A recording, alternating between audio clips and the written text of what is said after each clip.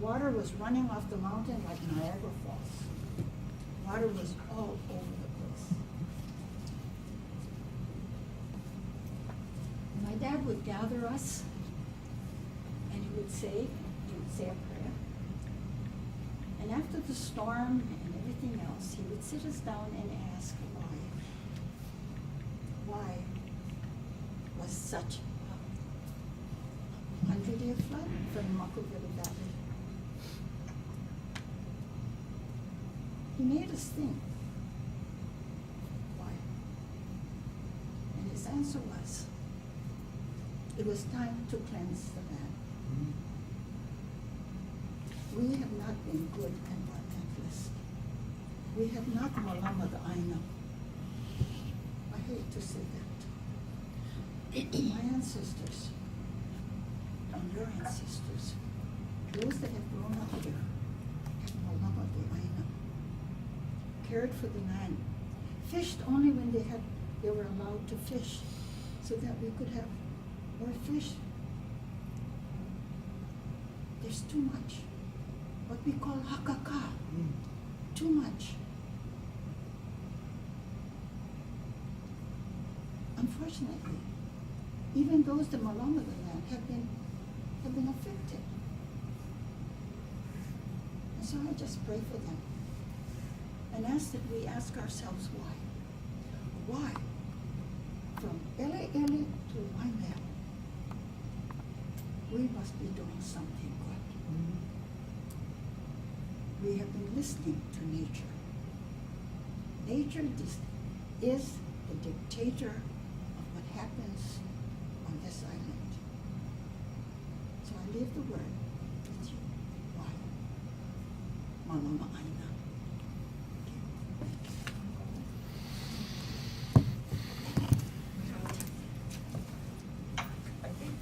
Chris might be the only new face this meeting. Just turn me. Just turn you. Yeah.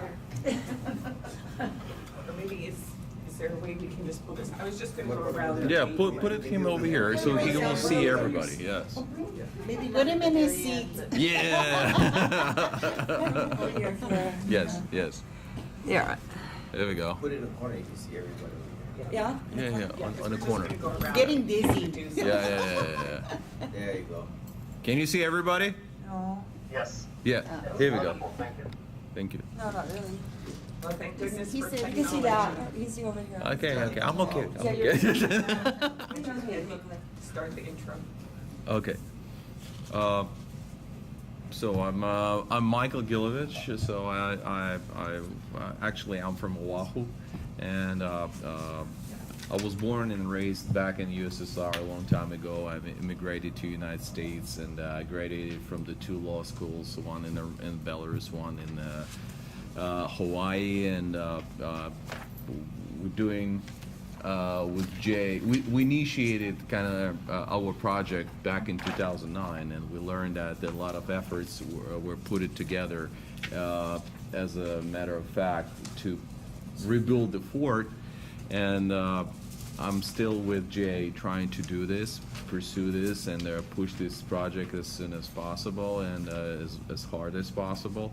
So, and I work with Jay free time. I'm sorry he's not here, so he's like, I'll try to wake him up a little bit later, so because he didn't sleep all night.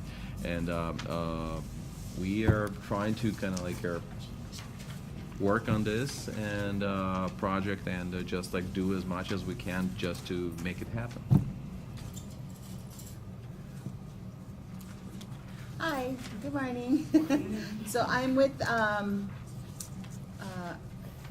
Sarah Peters. I'm with Commonwealth Hawaiian Civic Club.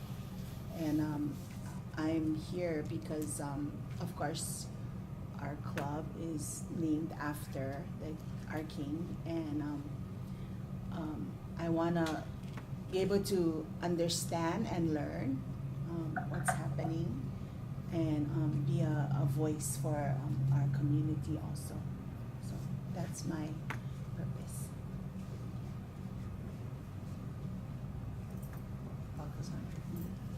I'm Chris Faya. I'm new this time, so you didn't see me last meeting. And I am the executive director of Huiolaka, which has Koke Museum up at the top of the mountain. And also have done 2 exhibits on the subject at Kauai Museum and also for the visitor center here. I'm Lisa, manager of the Research Center, also president of the Friends of King Kong. I'm here because I think this is a very important conversation that's been long overdue. Aloha, my name is Victoria Wickman, and I'm an archaeologist and interpretive specialist for State Parks of Hawaii. And aloha, I think I know everyone here, but I'm Peter Mills, and I am an archaeologist, anthropologist at University of Hawaii Hilo, with a long history of studying Pa'ula'ula, Fort Elizabeth. I'm Keith Yap. I'm the Director of Administration and Treasurer for Dan Robinson. So coming inside of that capacity, but also the chairman of the Kauai Burial Council, which has an interest in what's happening with around the fort area. So.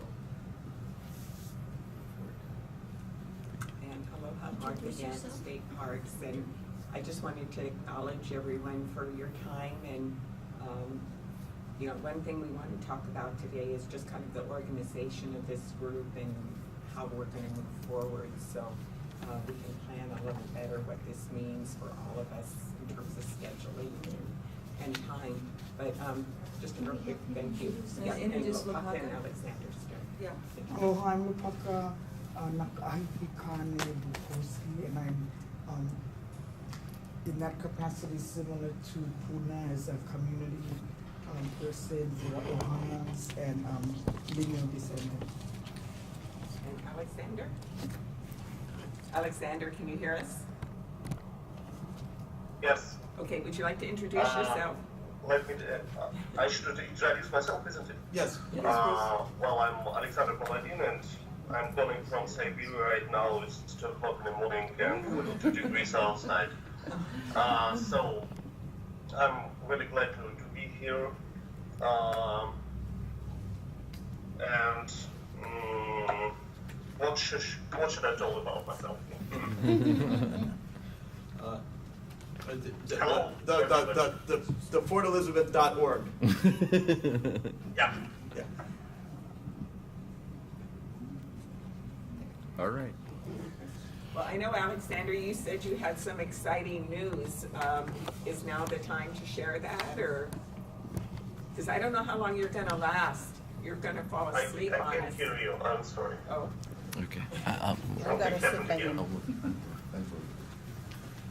why don't you go ahead and just repeat what I said? Oh, yes. Do you want to introduce your good news to everybody? So we're, What kind of good news? I have a lot of good news. I sent me an Martha, email Martha, saying he has. Martha was asking you, like, what kind of news you would like? You had sent an email to me saying you had some exciting news to share. Oh, well, it's,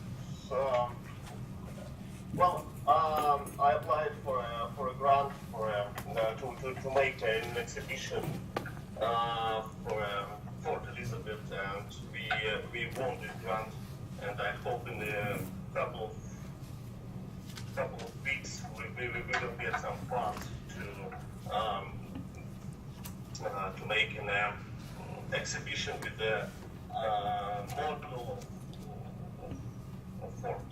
So in the future, I hope we can move this exhibition to here, to Waimea, and to set up it here somewhere. I don't know yet, but I think it's a good news, and it's a good project. So what is the exhibition gonna consist of? Is it gonna be your renderings or scale models? So, Or? we plan to start this exhibition here in Russia, in Moscow Festival. Then we will try to move it to Washington DC or somewhere in the United States, and in a year and a half I hope we will we will bring it to the island. And this is exhibition that central of this exhibition is going to be a model of the big scale model of the fortress and some information about the history and the modern situation of this fortress. Great, okay. Well, we'll look forward to future reports as we continue to meet and hopefully tie in with you. We had John join us. John, would you like to introduce yourself real quick? Aloha no, my name is John Mahi. Aloha.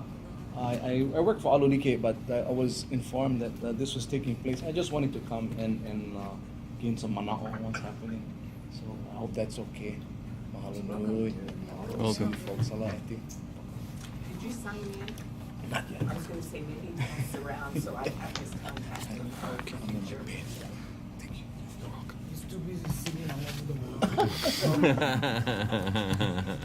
Well, what I'd like to do today is I tried to pick up on topics from our last meeting and ones that we particularly want to delve into with Peter, because Peter will be going on sabbatical in June, so I'm not sure we're going to have another opportunity to have Peter join us kind of on a face-to-face meeting.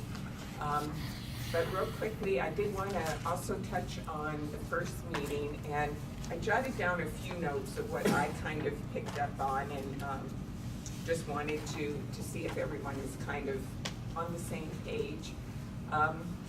I think the thing that I heard loud and clear last time was that you know, we want to tell the multiple stories at the fort and make sure that the Hawaiian story is well represented. And this may involve more research, and I'm hoping, you know, on both the Hawaiian and the Russian side, you know, that research, you know, will be ongoing, and look forward to the opportunity to share that research. And let's see. I think we are in general agreement. Everyone wants to see the fort site protected and preserved. And while we recognize it's a visitor attraction, more importantly, we want to make sure that we provide an experience for the visitor that that reflects the history through interpretation and other opportunities. This could involve a visitor center. It could be interpretive trails, audio tours. I mean, I think there's a wealth of things we can explore about the visitor experience. And another thing, especially for state parks, is consideration about if we do build facilities, if we put in interpretive trails, how are we going to maintain and operate these facilities, these interpretive devices? And this is where partnerships with the community, with nonprofits, are going to become really critical as we start planning the day-to-day of what happens at the site. And we all agreed, I think, that we want to see some repair and restoration of the site. I don't think, in the afternoon, I did put an agenda item to go into this in more detail. But I think as we look at the site today, we realize there's been wall collapse. There's, you know, been things that, to preserve the site, we're going to need to look at restoration and to what period we restore it, to what level we restore it, not just the walls, but if we talk about restoring other features of the site. So those kind of conversations, I hope, will be forthcoming as well. Is there anything anyone else would like to add about the first meeting and how you felt it went, or if there's any topics that we've overlooked? I would like to add, and I've been thinking about this a lot since the last meeting, that I think one really key element for doing a good job of doing multicultural representation of the fort is constructing something for a visitor which allows them to see a timeline of what was happening there and when we think it happened, so that there's a visual way to show when the Bering wrecked, when George Anton Sheffer arrives in Hawaii, when the Ortiki and the Illman show up, when does the fort start to be constructed, when are there 300 women amongst the workers, and so we could have like a really sort of detailed timeline, I think, for those first couple of years that someone can look at and see from the journal entries where everything is. I'd like to make certain that, because I think once that we get through those first couple of years, then we have this continuing timeline which can show, again, when we think other building, the 1824 battle and the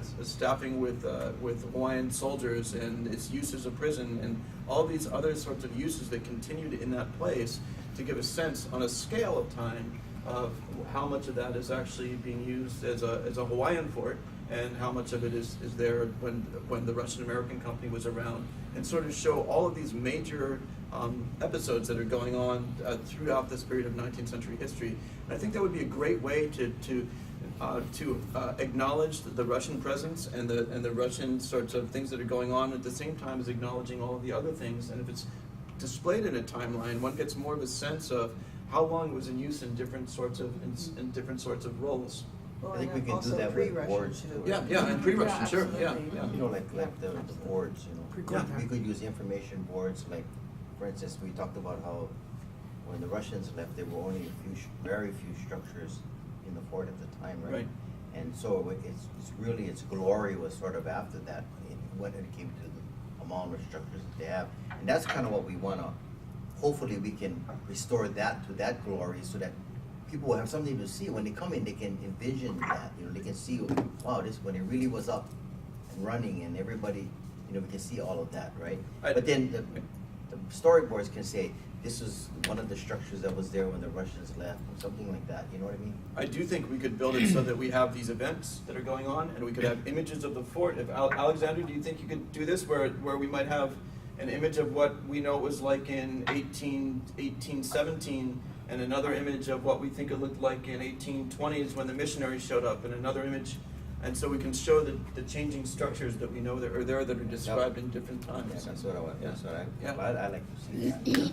And before too, right? So about the Heiau and about Kamoli's compound, which was off-site, something we can kind of roll that in, right? Yeah. Absolutely.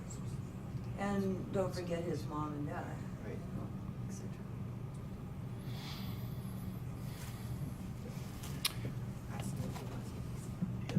etc. Alexander? Yes. Yes. Do you think as we work on these computer generated graphics that we could do it chronologically and sort of build so that we can sort of show, because I think that would be a really sort of powerful way to show the change in what we have associated with different times. Like I think Philip Osipov, when he is talking about the fort, he described he said when Schaefer left in 1817 that the seaward sidewall was built and the magazine was there and the flagstaff was there, and that's as far as was completed. That was his description of what was there when the Russian American company was present. So you had one magazine, one flagstaff, and the seaward wall by his description. Schaefer says the fort was completed, but doesn't give any sort of description of what he called complete. So it's hard to know which is which. But I think we could, at least based on Osipov's description, we could draw almost the seaward wall with the stars and the magazine at the center of the fort, the adobe structure and the flagstaff. And then as time went on, these other buildings get added, and we could sort of show those changes. Yeah, I think we can plan to work on this project, on a graphical project together, and understand how it's gonna looks like, and we can do step by step visualization of this fort. I think it's important to show. Yes. Yeah. You're right.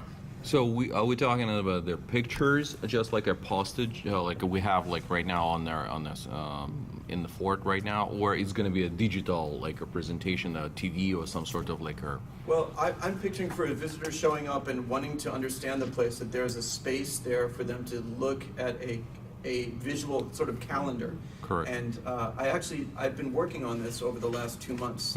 So tonight when I give a presentation, I can sort of show, but I sort of made it so that you can see it on a screen, like 1816 and 1817, and sort of like where was Schaefer, and it's sort of like, you know, one color when he's in Honolulu, another color when he's in Hanapepe, and another color when he's in Waimea, and you can sort of see on different days where he's moving around and get a sense of what's happening, and like when did the Cossacks show up with the news that Baranov wasn't going to pay for the vessels, and when did the news make it to the Big Island that Kotzebue had already sailed off, without even stopping in, and so you can see these dates and get a sense of what's going on, and anybody who wants to understand the whole story could. I think it would be a great way for a visitor not to have to read a book, but get a sense of what had happened at this place. I suggested that promenade with the storyboards from the early. You kind of go when you start. Yeah, walking toward. You start to walking toward the fort. You see the beginning part. Yeah. And you see when the Russians came and when they left and what happened afterwards. And storyboards are low cost. It's not like you have to run digital stories or anything like that. We can do that in the visitor center if we decide that's the way we're doing. Yeah. But it's something that they can just read along the way, and then as they Is it a problem if for the DLNR to approve this kind of like presentations in the field or in the side, or it should be like a kind of specific process and application for that? Brian, actually the next item on the agenda is talking about the interim interpretive steps we can take. But I think for long term, we would want to see an interpretive plan, which is what I've included in the afternoon session, because an interpretive plan is going to work out a lot of these details. I think we need things like visitor surveys, visitor counts to give us some guidance. Maybe so I'm not jumping around too much. I want to share what Auntie Sarah just said. So she said, that timeline is a very good and effective way to raise awareness and interest, because that could be like their, first time and whatever that could lend to reading the book, so that book can be there and they can delve into their own journey, education-wise. Because I'd rather have people walk away from that way. Oh, I didn't know that this was a hill before it was a fort, and I didn't know that the Hawaiians took it over after the Russians. I didn't know all that. If they walk away with that information, then we accomplish our mission. Yeah, the importance, excuse me for sharing, but the importance for not only visitors but also for our local people, which is the reason why I came today, was to know where we're heading with this. I'm not part of your panel, but you are now. The importance of having our local people adjacent with our visitors, so that we can be one. Because there'll be a divide at first. Of course, you guys will know this. When the community first starts to hear of this, they're going to be why and what are we touching it for? Leave it alone, etc., etc. We all know that. And but as far as what I'm hearing right now, this is nice. This is good to see a restoration to the place and have the post-Russian influence, and then pre-Russian influence, and then the post-Russian influence, and to see what exactly the entire fort played a role for the people, especially on the west side. It could even be a sub-note about the other Russian forces Right. that don't no longer exist. Exactly. Because they're made of wood, right? Right. So they all deteriorated over time. I want to clarify that keeps showing up. Fort Alexander is still there. Oh, sorry. Yeah. It does. Yeah, it's half of it is still there. It's Fort Alexander still exists. You can go up to Princeville Hotel, pull into valet parking, and when you look at the field over there, you're going to see a low earthen berm that's around that whole field, which is the walls of Fort Alexander, half of which got taken out when they put in the Princeville Hotel. Right. And the foundations of the structures that were built inside it are still there as well. So is it being maintained? There's a little gazebo which Princeville put up, and with a little signboard, and I think a firm, Cultural Surveys Hawaii, helped design it, but there's a small interpretive center for Fort Alexander, so it's still there. It just never was as big and as much stone, as what you see at Fort Elizabeth. So it's not as easy to see, but what they were constructing and what they had built was still there. And again, both with Alexander and Barclay, which the two forts mentioned up, we have pretty clear descriptions, again from Ossipov, in terms of exactly where they were. And I think Barclay's gone because it's where the Club Med ended up being built, right by the side of the Hanalei River. And so that's all it would have been sort of destroyed whenever that went in.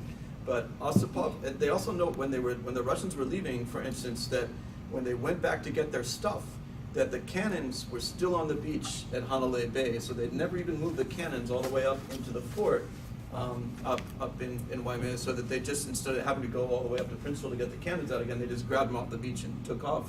And so that's sort of, again, a sign that those weren't really quite completed. Right. But Alexander is still there. And so I think it's important, especially for the Russian era, that all the focus doesn't go to Fort Elizabeth. It goes also to the one that was named after the emperor. The one where most of the Russian-American company employees were staying. That's a very important part of that story. So I think for the understanding the Russian side, Alexander has to feature very strongly, as well as Elizabeth. Yeah. I just wondered, and looking at it from my eye view in my mind of the place, is there signage over there by the Princeville? Yes. Or is it, we just Yes. tells, It's in a It's next to the, it's in a oh, gazebo. it's in a gazebo. Yeah. I didn't know So it's that. not anything like Yeah. that for us. I didn't realize it was in. Next time you're there, if you can sort of picture, if your back is to the hotel, Right. and you go out to where the gazebo is, if you start walking up to that parking lot, Yeah. you're walking through a grass field, Yeah. you get to the edge of that grass field, and there's a big earthen berm there. Looks like sort of golf course kind earthen berm. You would never know that That's that the was- yeah. wall of the fort. Yeah. I just didn't know if Interesting. there was signage. So I guess, like I was trying not to take up too much time, but like I was saying, trying to pull it back to, I know this is very huge project for everyone, but to keep in mind the importance for the local people because of the land and what it represents for the people. I'm a Big Island boy, so I'm not from here. I'm a Mokokeave, born there, and a lineage from that line. But still important to see, not to lose focus, on what's so important for the land, for all people. And I'm glad that this is nice. It'd be really nice to see a nice restoration there. So, mahalo. Thank you. Yeah, and it did come out at the last meeting that, it's not just for out-of-state visitors. We are talking about schools Right, yeah. and. We're talking about It's a great trips and all that education. kind of It's a stuff. great education, yeah. To address this issue, previously you shared with us that Robinson's, the field next to their fort is used to grow some genetically modified products or something, right? Not anymore. Not anymore. So just because we were talking about the kids visiting the sites, we just tried to kind of like clarify so that there is no kind of big concern of exposure to any chemicals or anything, to anybody. So, when the last time you used this field for growing something like this? Pioneer hasn't been growing on the Waimea side for quite a while now, ever since the lawsuit. So they have pulled way back, and they have since canceled their leases with us. So they'll be pulling out completely, as well as Dow. So he and Robinson will only have the Pioneer facility, which is on the Mauka side of the highway, which is maybe 9 acres at the most. Mm-hmm. That's the only facility that they'll be renting from he and Robinson. So all the fields will be, we don't know what's gonna happen. I mean, we're probably gonna rent it to somebody else, so we don't know. So we have to, it's probably gonna be agriculture too, but we don't know what it's gonna be. Could be cattle, could be, we have a lot of interest for cocoa plants, breadfruit, some other things. So, I mean, it's still way up in the air.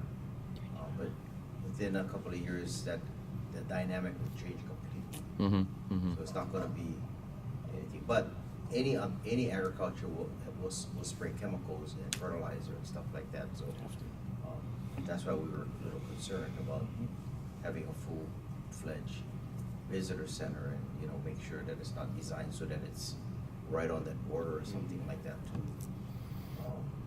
Because then it will affect greatly what we do over there. Yeah. I see.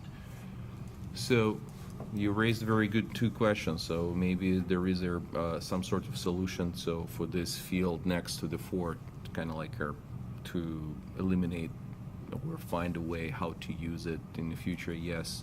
And number two is the design of the building, a visitor center potentially that could be kind of like a blocking or preventing any kind of exposure to these kind of chemicals, right? So we discussed previously with Alexander about this. Also, next step, also we have to come up with the plan and set up this kind of like a competition or something about the design of their visitor center, right? So pretty much, it's amazing what Alexander did, but they're realistically, right? So like we have to kind of like open to the public this knowledge. Hey guys, we're planning to build this fort.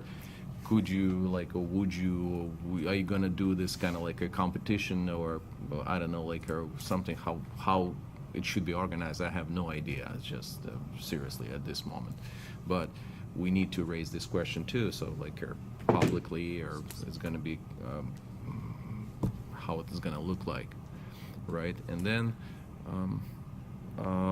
Marta has also raised the question that it doesn't matter what we do, we have to come up with an organization that will control or like will be an executive board of executives or some sort of like combining all our resources, all our like our nonprofit organizations or anything that will be working together directly with the DLNR.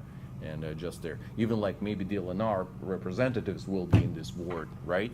So we all together, we are as we are, but we have to kind of like come up with their legal name or just legal representation, kind of that we will be like, okay, we are a board of directors that making decisions and rulings and doing something operating this. We have a curator group in there already, the West Kauai Business and Professional Association. So they're active. They go in once a month and clean. Mm-hmm. They need help. I know. Yeah. So they have a board. They are a nonprofit. Mm-hmm. Well, maybe if we could jump into the next item then, which is organization of the working group that will, I think, eventually evolve into maybe something more Yes. formal, like you're saying. I think we envision this working group more as a getting started point and just kind of brainstorming amongst the individuals in the groups that we knew had an interest in the site. Maybe if we could just go around and if people could give me some sense of what they feel our goals and objectives should be. What are we working towards? What do we want to accomplish, say, in the next 6 months, or we can go into the time frame subsequently. But maybe easiest, should we just go around the table and, or if you just want to speak up, whichever. Just speak up. Speak up. Okay. Sarah, did you want to speak? No, I just wanna Observe. yeah.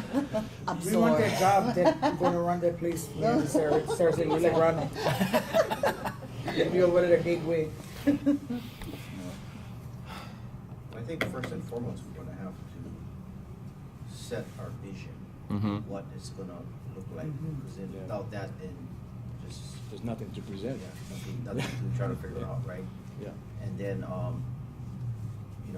what is the goals that we're trying to accomplish, like, we already know, we said in pieces, like, restore the fort, make it a better, experience for our locals to visit as well as visitors from outside. Those kind of things, we have to set those goals, get our vision, set those goals, and then we can start to do planning. Okay, maybe I should start because I was handling this problem like back in 2009, and our goal was like let me do this. I'm gonna roll backwards. Okay, I will tell you the end point, what my vision was, and I will roll backwards, how we should do it by steps. My vision, okay? So, number one, the ideal plan end will be rebuild the fort, build the visitor center, start this tour, that tours could be like your tour guides could be doing. Side of this actually park could be used like on Oahu, like Ko'olina, for rental weddings and something parties for local community, for just gathering Nonprofit. Yes, but this is like for whole local community, and if it's gonna be like somebody, visitors from mainland or whatever, they're gonna be staying in hotels, but then they will have wonderful, beautiful place to have a wedding or have a party. They will be renting this place, doing their whatever is possible. This is my goal. And it will have a museum inside of this visitor center. So people will have a chance to use this as like a studying facility, studying about the history, like maybe from UH students, maybe from their local kids from the school can visit this place to just get their history or maybe classes or something. Archaeologically, they will learn what's gonna happen, what happened, what the story, and besides of this, it's gonna be some sort of like maybe cultural center, like maybe we can present something like a Hawaiian type of history. Okay, over there in this visitor center. It doesn't require something huge, but my vision was at the time that it is possible to present Russian culture in this visitor center, Hawaiian culture, and Hawaiian culture. That's fine. But in the vision, it was my vision. Okay, so this is my end point. Like to rebuild the fort, to build the visitor center, to build the area that will be used for their local community and their visitors for gathering or something like that. And it should be a program, study program, and it should be like a visitor program inside going on, like on a daily basis. And it should be definitely operated by the organization that maintain this facility. Rolling backwards, like we discussed before. Okay, it's so obvious. To get there, we have to finish our archaeological study on the fort. We have to rebuild the fort. And during the time that this process is going, we still have to deliver and educate people and promote this facility, and have to deliver as much as possible information about this history. So yes, it was very wonderful suggestion about the tours, audio tours around this place, while Peter Mills or with his maybe associates or anybody will be doing archaeological digging and their study. During this process, when they finish, they will start rebuilding it. But these tours can be doing, we can do these tours around, and at the same time we can build this visitor center on the side.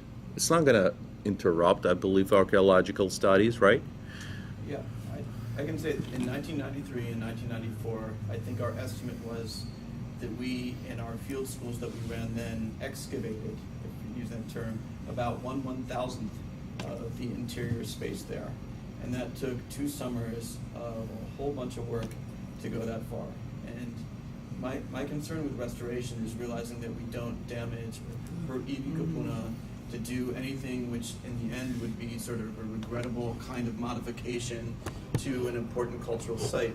Nope. And so you presented it as rebuild the fort, build a visitor center. I see it the other way. I see build a visitor center, as you say, try to increase the educational experience, and then slowly still hopefully accumulate more information about how we can first stabilize, so that it doesn't continue to fall apart. Yep. And then after it's stabilized, then we can slowly take things and figure out this we now know enough how to rebuild. And for instance, there's as soon as you come in the fort, you can't see it anymore, but right to the left-hand side, there was a structure that George Jackson called the guard room. Mm-hmm. We did enough archaeology there to say that that guard room probably had a traditional style Hawaiian frame, and then with thicker sort of stick thatching on the side that was then covered in lime plaster.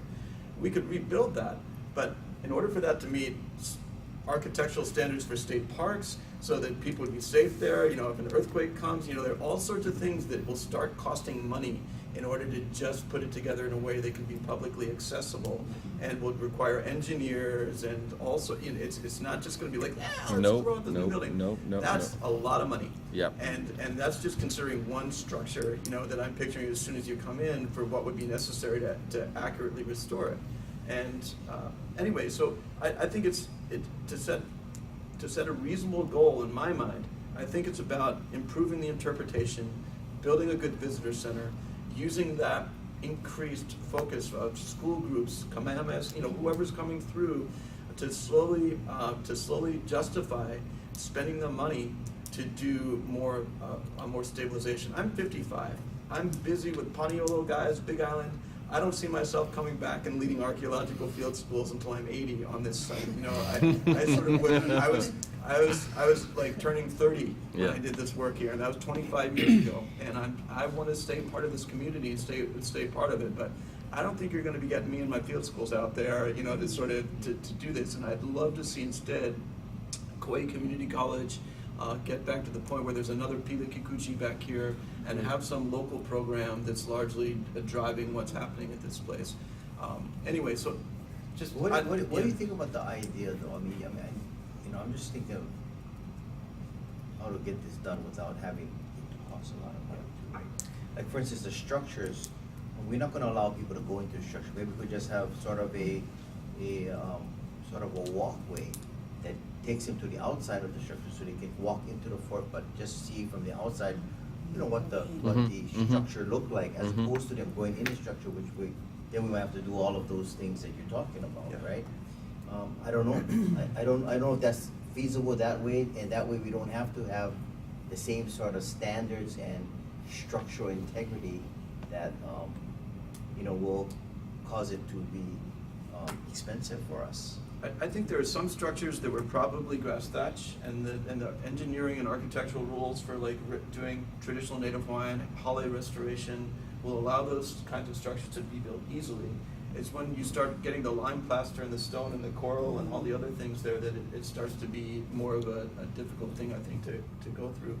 But Keith, I think it would definitely be something that there are plenty of examples of reconstructed forts in state parks all across the country, where visitors are allowed inside in some of them. And I think being able to go in rather than building something and being told, but you can't go in there, it's probably not. I have a knee-jerk reaction from building something than telling people you have to stay away. I think it would be. I'd like to see things get to the point that people could go in to a structure as long as it was an appropriate space, and be able to have, get out of the sun, be in the shade of a structure inside that fort, and hear a living history story told by an interpreter on site, that, or through an electronic system. I'd like to see it get there. I just think that that's a long way off.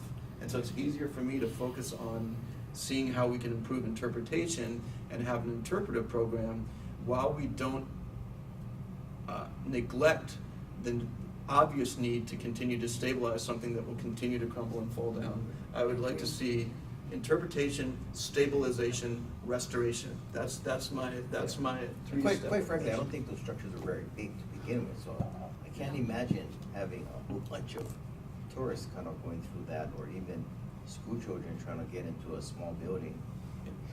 I just wanted to add a quick comment, is that I like what you said. That's perfect. What I worry about is to remember that the structure was built using materials from another heiau, and for us to move or to start adjusting things to make what you guys want to do happen can disturb the integrity of what is there. I like the idea of just building the education center, visitor center, and having the visual around, there's many things, just like our heiau, where our king Kamehameha was born in Kohala. There's an exterior wall. You cannot go. You should not go in there. Yeah. And so we can appreciate the value and the beauty of the structure from without. Right. You don't have to be within per se. And again, I do not understand what the laws say about being inside a structure, but I can still see. We don't have anything Interesting now. dialogue So that it's you're like, raising. we're gonna get But I something think now. we should Right, go right. back to what like Right, Martha right. is saying. Yeah. I mean, conceivably, we can start, like, what is our goal? What is our thing, right? Yeah. We're gonna come together and brainstorm about, like, what is our mission What's the statement? vision? Then Yeah. address those goals. We should be working on something like that. Right. Because these are all beautiful thoughts and ideas, but I mean, we're just doing the same thing that we've been doing for the last, 40 years that you said in the state? Nobody's putting the wheel to the motion. So, I mean, discuss, brainstorm, and put together like one clean mission statement, which is reflective of the Right. entity and how, what, where, when, why we want to go and progress and, Exactly. succeed. Map the road, We yeah. need to have one guideline, or we need to have something that everybody's on the same page to be able to move forward and hold on more. These are all good things, you know what I mean? But we gotta start from crawling, then not running, Would you like to get us started on it? Well, I think it should be a collaborative effort of Yeah, all of but the I mean, stakeholders. Yeah. Yeah, I mean, like, I know what I would say on an emergency, you know what I mean? I don't know if the people would like it, but you know what I mean? I think we should come together in this forum and, discuss and begin the dialogue about what is it that we see, because we have to have some kind of foundation, I think, so, in which we gonna go and deal and address and work towards those goals like Kumu Mills is saying. It's all beautiful to do all of that, but I mean, like, we gotta really take it a step back, do that, and then progress. I think that is a logical, Steps. sequence and Yeah. steps in which to Holomua. So, I'd like yeah, to say yeah. something. I think the first thing for me is that we have to have an interpretation of the place. Right. Mhm. That should True. be done first. Very true. And then when you have your visitor center, that's gonna be incorporated, but right now, we need to interpret that. And I liked, what Peter said, having a timeline, Timeline. so that locals, visitors have a sense of what this place is, just not a pile of rocks, okay? Yeah, yeah. Yeah. And then, even though that might be step number one, what are the other things that's gonna follow? And I think the visitor center, and also some restoration and stabilization of the fort. There's only one real fine wall towards ocean.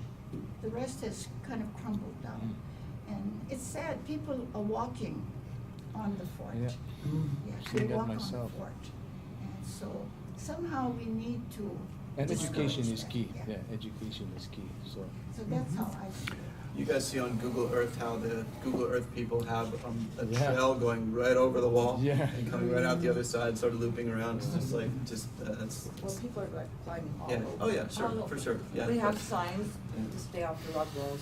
We're gonna put them up, but I don't know how it's gonna Yeah, happen. it's it's like the lookout in Alita. Pepe. Do not cross them. They Yes. still go over. You can only But do so much. would you share with us what is your goal? Like, what is the end product of this site? How is your vision? I'm not sure if I see a completely end project yet, because I think it's work in progress. And I'm not one that is what I want. This is gonna be collaborative. Yes. And it's what we want, Yes. not what I want. Yes. That's fine. That's fine. Can I go a little bit too? Because I did say, I agree with Miguel's sort of goals. I just maybe change the order a little bit. I also want to say that we have at the front of the sheet today for the working group, Pa'ula'ula / Fort Elizabeth. And one of the things that we can't do without filing some paperwork is change the name of the highway sign, which to me is an early part of doing interpretation. Russians were here, Russians were involved, but to call it a Russian fort ignores everything else that we've been talking about. Thank you. So what I want to do first is there's a federal process for changing official place names that gets filed, and that would affect both the National Register form, the National Historic Landmarks process. And what I'd like to do is start an official process to change the name of the place officially to Pa'ula'ula Fort Elizabeth with the slash. And once we have that, to me, that's a very important first part in doing an appropriate interpretation and realizing the multicultural aspects of what this place is. And so I want to do that, but I don't want to do it on my own. And it would be filed through state parks. But I just think that we should, I'd like to see this working group agree on a name.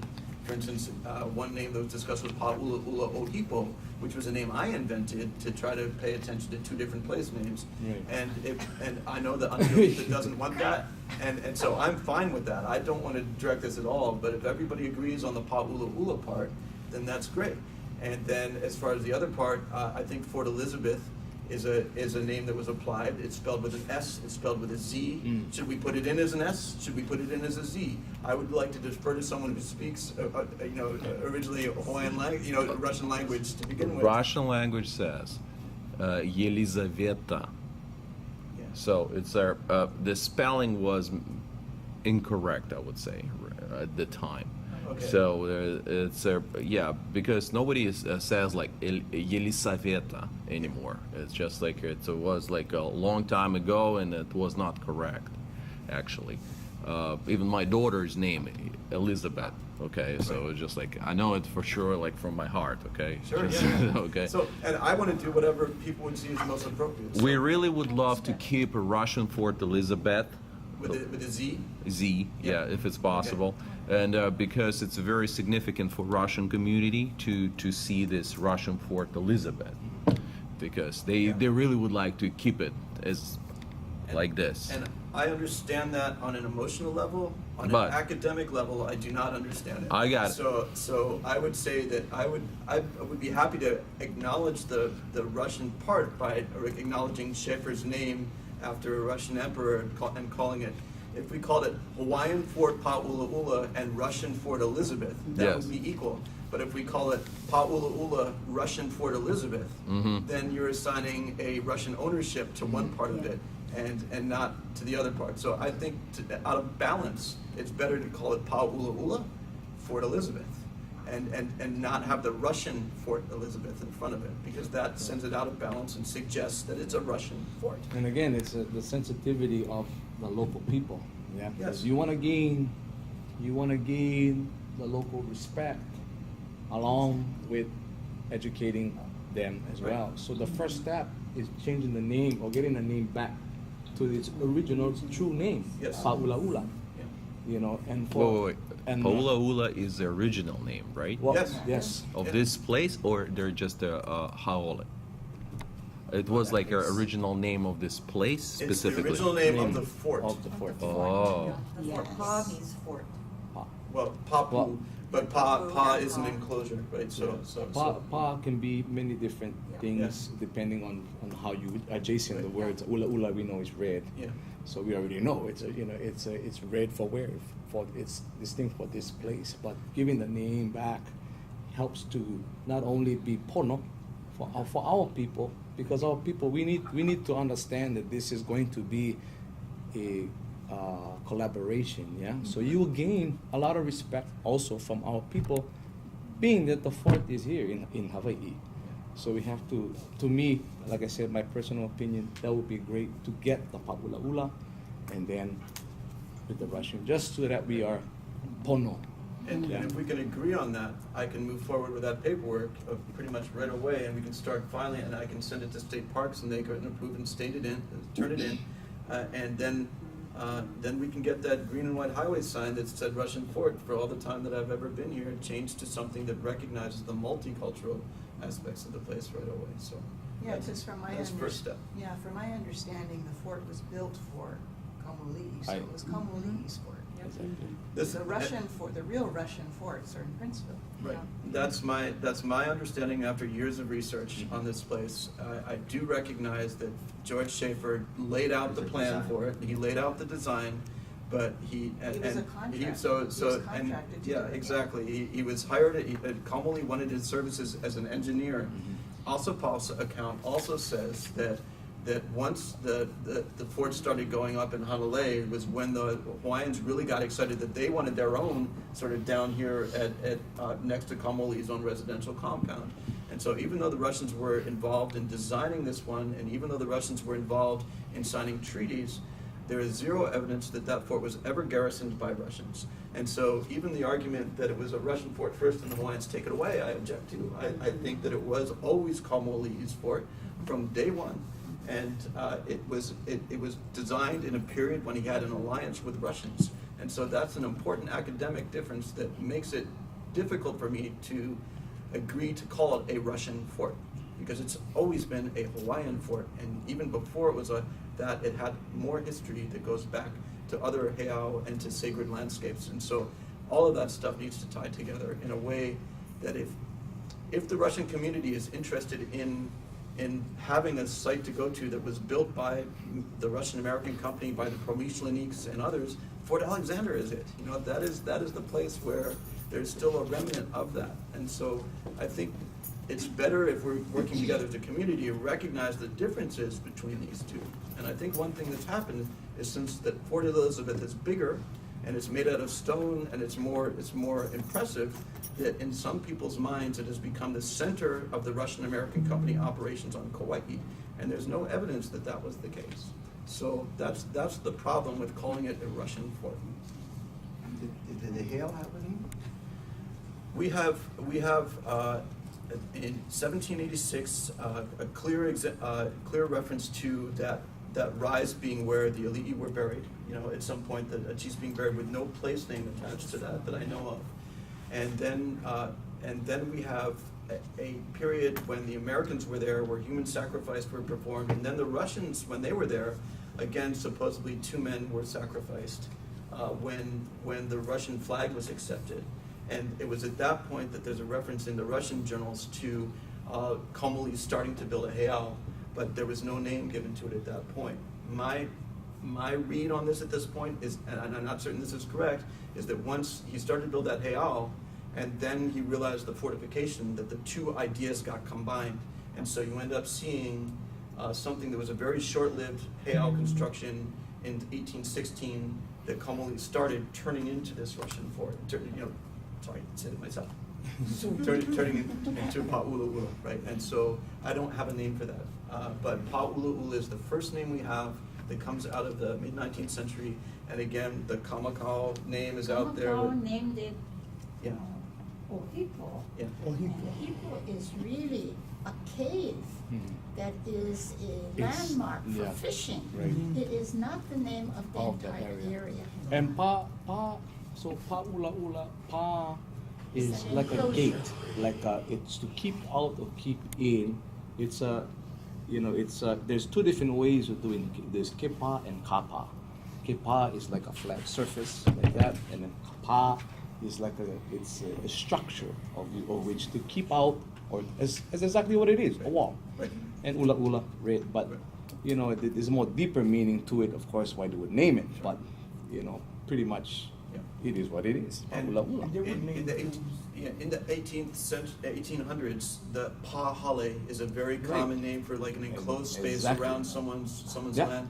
In Maori culture, pa is actually used to refer to a fort. Right. And so if you go to New Zealand, any Exactly. Maori visitors coming here and seeing pa ula will immediately going, Yeah. that's a fort. Yeah. Because that's sort of, at least in that Polynesian use, is one that's tied very There much is to no fort. way to get into a discrepancy with it in our in language of Polynesian. Am I correct Culture. that Kamoli'i agreed on the name Elizabeth for the fort? He agreed to. I don't have anything where he said that he agreed that Fort Elizabeth was what he was going to call it. No. What is in the journal is that, is in Schaefer's journal, it says that I have named, this Fort Elizabeth, And so Schaefer is very busily naming different places and people, and providing names that were Russian to different things around the landscape. The Konohiki of Hanalei was renamed Pavlov. You know, it took a Russian name in that sense, and that was very common in. Look at Billy Pitt or any sorts of. There are plenty of Kamoli'i took the name King George, right? So there were different cases where names were of Western origin were taken, and I'm quite certain that Kamoli'i knew that Schaefer was calling it Fort Elizabeth, but I never once saw a single reference to Kamoli'i calling it Fort Elizabeth himself, ever. So the layout prior to the Fort Mills was a Luakini? Human sacrifice were performed. So I think that immediately moves it to Luakini, but I wasn't like That's a whole lot of protocol Yeah, there. exactly, a whole lot of protocol. But the other thing about, another thing to say too is if you look at how this structure is being built by Kamoli'i's people, women are carrying the stones, which doesn't fit the Big Island models for Luakini construction, which is very. And that's another thing. Kauai is different. We have Kauai different is very women, different. That word, very different. not Exactly. backwards and And so, Kamakahile, right? You know, Yeah. so this is a woman with mana, right? And the other thing you're saying, the other thing I want to point out, if we're talking about the labor that's involved in constructing this place, one of the comments Schaefer does make is that Kamoli'i enlisted the help of his own wives to carry the stone. Now, I tell you that has nothing to do with the need for labor. It has everything to do with the symbolism of these sort of very high-ranking chiefesses being involved, and that's, to me, is a ritual engagement, just like Kamehameha carried stones to put Pu'ukohola together. Exactly. And so that there is this sense, and there's a cultural meaning behind that that's going to be lost to a Russian audience. But when you see that, when you read Kamoli'i enlisted his own wives to put this together, that was a very powerful ritual statement. You know, and that's something that needs to be in the interpretation so that people understand it's not a Russian fort, right? It's something that's very Hawaiian and filled with this Hawaiian ritual. And it starts with the name, like I said. When I just be honest, you know, when local people see Russian Fort, they get and they drive by, because in your mind, as a local, you feel as if that's we've been dissed in our own place, but it's not what it's about. But like I said, education is key. I want this place to be able to acknowledge who the Russian American company were, what they were doing here, this incredibly important alliance that they formed with this paramount chief, how it was that it was perceived, at least by the Russians who were here, that they had now made Kauai part of Russia, but also why that didn't work. You know, that Baranov didn't support it, that Kotzebue didn't support it, and that the Russians couldn't live up to their part of the agreement. And at that point, Kamoli'i kicked them out. Right. I'll say this publicly too, Alexander. But the graphic novel, I think that there needs to be work done in how Kamoli'i is presented in that graphic novel, because he sort of looks like this. You know, this sort of, you know what I mean? And if you look at if you look at that, and if you look at what's being taught there, Schaefer is being presented as the gentleman, as the upright person in this alliance, and that Kamoli'i is being presented as sort of a scheming savage. And if you look at his mahi'ole that he's wearing, which is a feather helmet cap, it looks like it's made out of cloth. And if you look at his cape he's wearing, instead of it looking like an ahu'ula with feathers and all of the appropriate sorts of form, it's got brass bangles and he's wearing brass jewelry. And it looks like an African sort of savage. Where is you know, this? and it doesn't look. Because you were fine, you know, it's not my. Yeah. It wasn't Yeah. my view. But anyway, Yeah. we will work on it. I was waiting for the appropriate moment, and it hasn't come, and I'm afraid that graphic novel is going to go towards production. And I just need you to hear that, because I think that's again something that, instead of helping bring communities together, that graphic novel, when it's looked at from someone who is steeped in Hawaiian culture, would look at that and go, holy cow, that needs to change. And so, Pictures yeah. say 1,000 words, so we want to be careful with that. Thank you. Okay. Yeah. Okay. But let me address your concern about Paula Ula. Yeah. Okay. looking from the perspective, historical perspective, okay, yes, we have to acknowledge and we have to accept the history of building of this fort. But we also have to concern about the current situation, current history, and current understanding of the local society, community of this place. Yes. I really like our opponent comment that, oh, locals, they just looking at this, read it, whatever, and they drive by. But like you said before, everybody would call this place Russians. Russian fort, Russian fort, Russian fort. So yes, if we're gonna like look backwards, and the significance is like, yeah, it's a fort that was built by Hawaiians, but with the Russian design, with the Russian supervision, with the Russian potential cannons, with the Russian, etc., Russian. But I don't want to diminish the value for the local community that with the Russian name. I just would like to say that it's already established name or part of the name for a local community as well as for their other people, that this is a Russian fort. Yes, it's a Russian Fort Elizabeth or Fort Elizabeth, but it's already the name for everybody. And of course, it's going to please Russian nation if it's going to be a Russian fort, whatever, or Russian Elizabeth, or whatever you're going to use the word. But the reality is, like, I don't want to get to the politics, but just like Crimea situation, okay? Sure. It was a situation when, in some centuries, Crimea was Russian. It doesn't matter what. And then, like, it was donated and just gifted to Ukraine, you know? But Ukraine feels like, oh, it's mine now, okay? And then the Russians said, well, you know, the situation changed. Right now it's Russia again. So we have to be very sensitive at what is the current situation right now, what is the current interest now, and what our goal? My goal is to realize that right now, because that Russian fort sign is outside, all the locals drive right by. Okay. Nobody cares. Okay. And so to say we have to respect that they call it a Russian fort and ignore it, I disagree with that. Okay. Because I say instead that if we rename this place and have local communities recognize the significance in Hawaiian culture to this place, Okay. they don't drive by anymore. Okay. You keep it Russian fort. They don't go there. It's not of interest to me, not my culture. Instead, these are the colonialists who came in and usurped my culture. Mm-hmm. And so that is one of the reasons why that name has been there since George Jackson made it up in 1885. And it did become part of the local community. Mm-hmm. But it's something that I want to change. Okay. And I have a reason for wanting to change it that's historical. It's not my politics. Mhm. It's not because I am not a Russian nationalist who hates Russians at all. No. I love No. Russian We're not going culture. to politics And at all. It has nothing to do with me disliking Russia and Yes. liking America Yes. or anything else. It has to do with recognizing the historical authenticity of what this place was. Yeah. And wanting to present that in a way which again re-engages a local community with their own landscape. And so, to me, that is worth facing down the uncle on the street. Goes, I always call it Russian fort. I don't want to call it something new. I'm willing to face that uncle down and explain, here's the reason why I know that name isn't what it was. And Yes. the reason why, once we call it that the wool gets pulled over the eyes about what actually happened there and what it meant. Yeah, and I believe mostly through history until Jackson came along, it was called the Fort Edwin.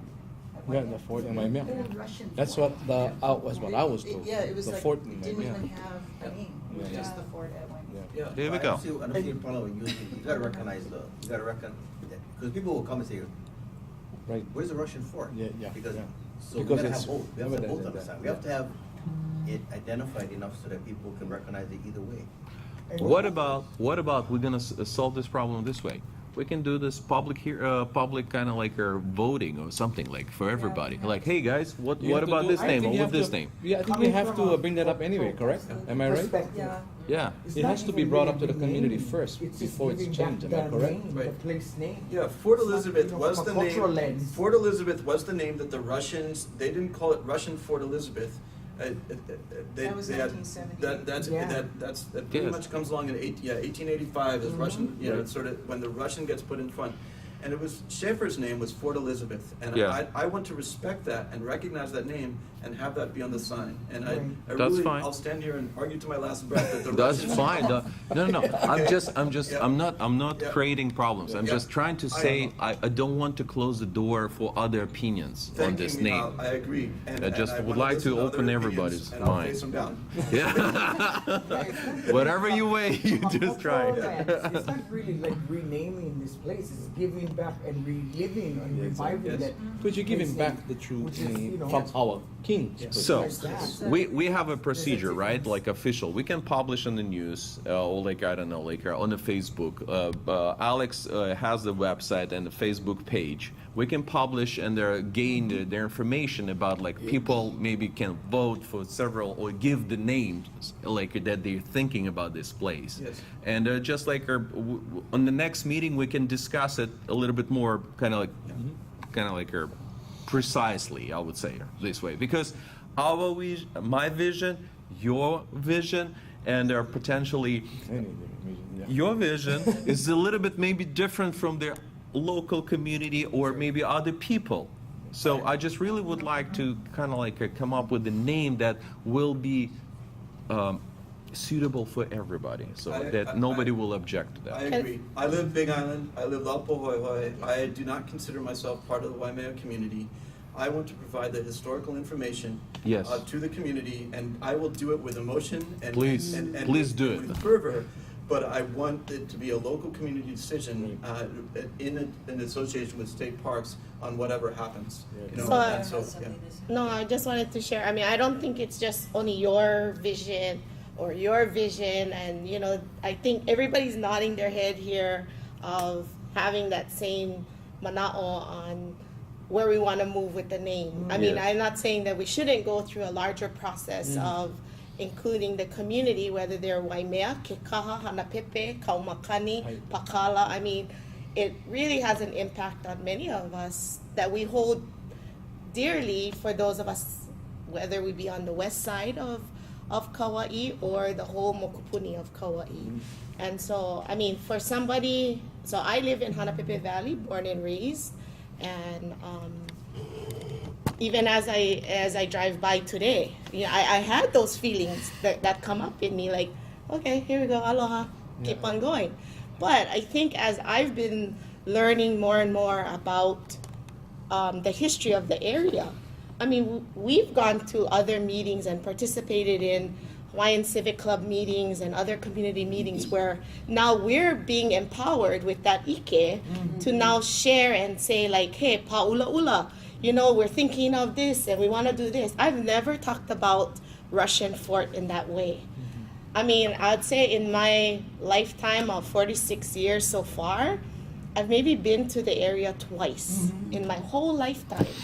But now, as I learn and relearn this mo'olelo of our kupuna, it's like I cannot wait for go back, and I want to learn more. I want to go check it out.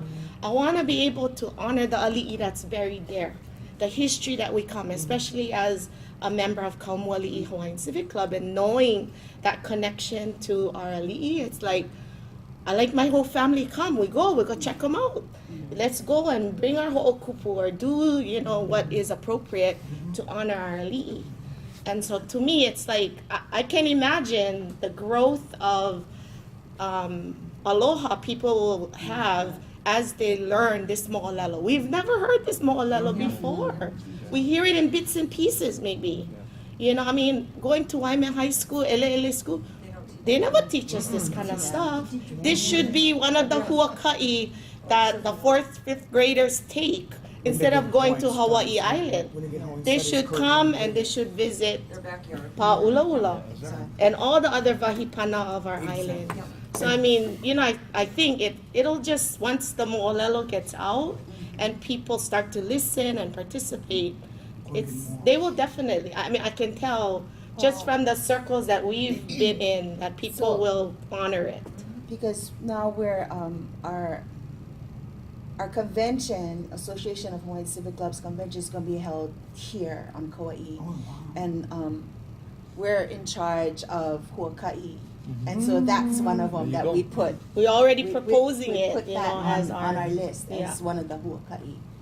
And again, this is about breaking down the barriers between, since the time of the overthrow of our monarchy until today, the hurt that our people feel. This is a giant step that way for the people of Kauai. You breaking down those walls so that people can come together. The education center, visitor center, whichever you want to call it, is huge.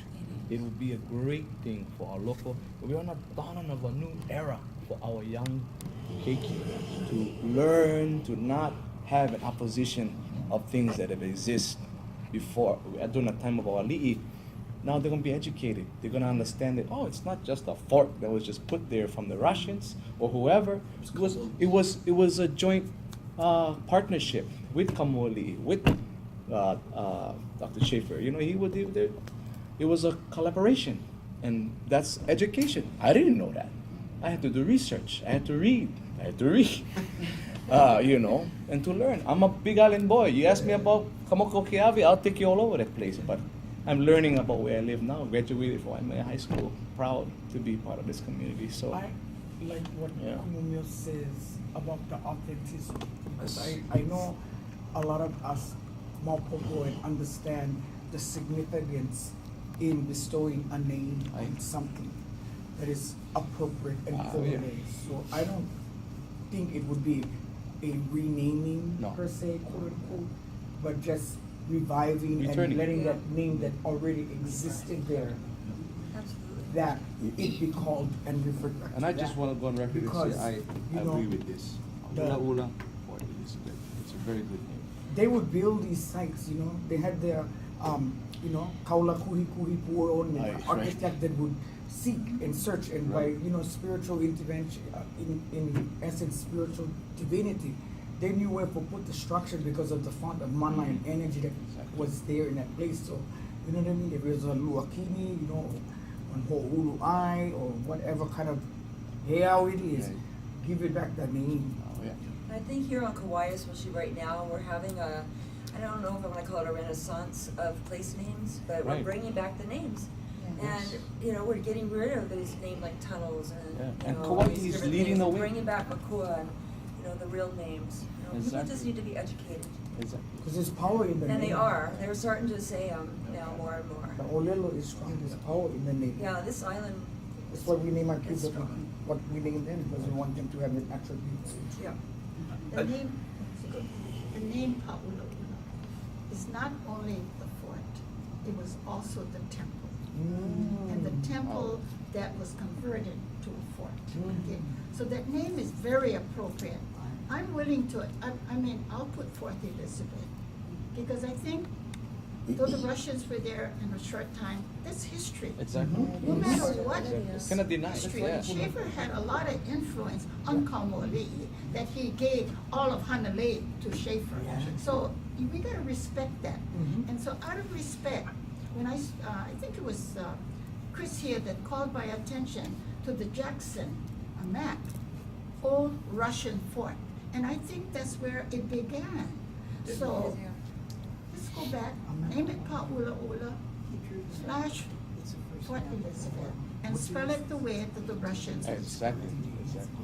That's my To respect both suggestion. sides. I like that. It's a great way.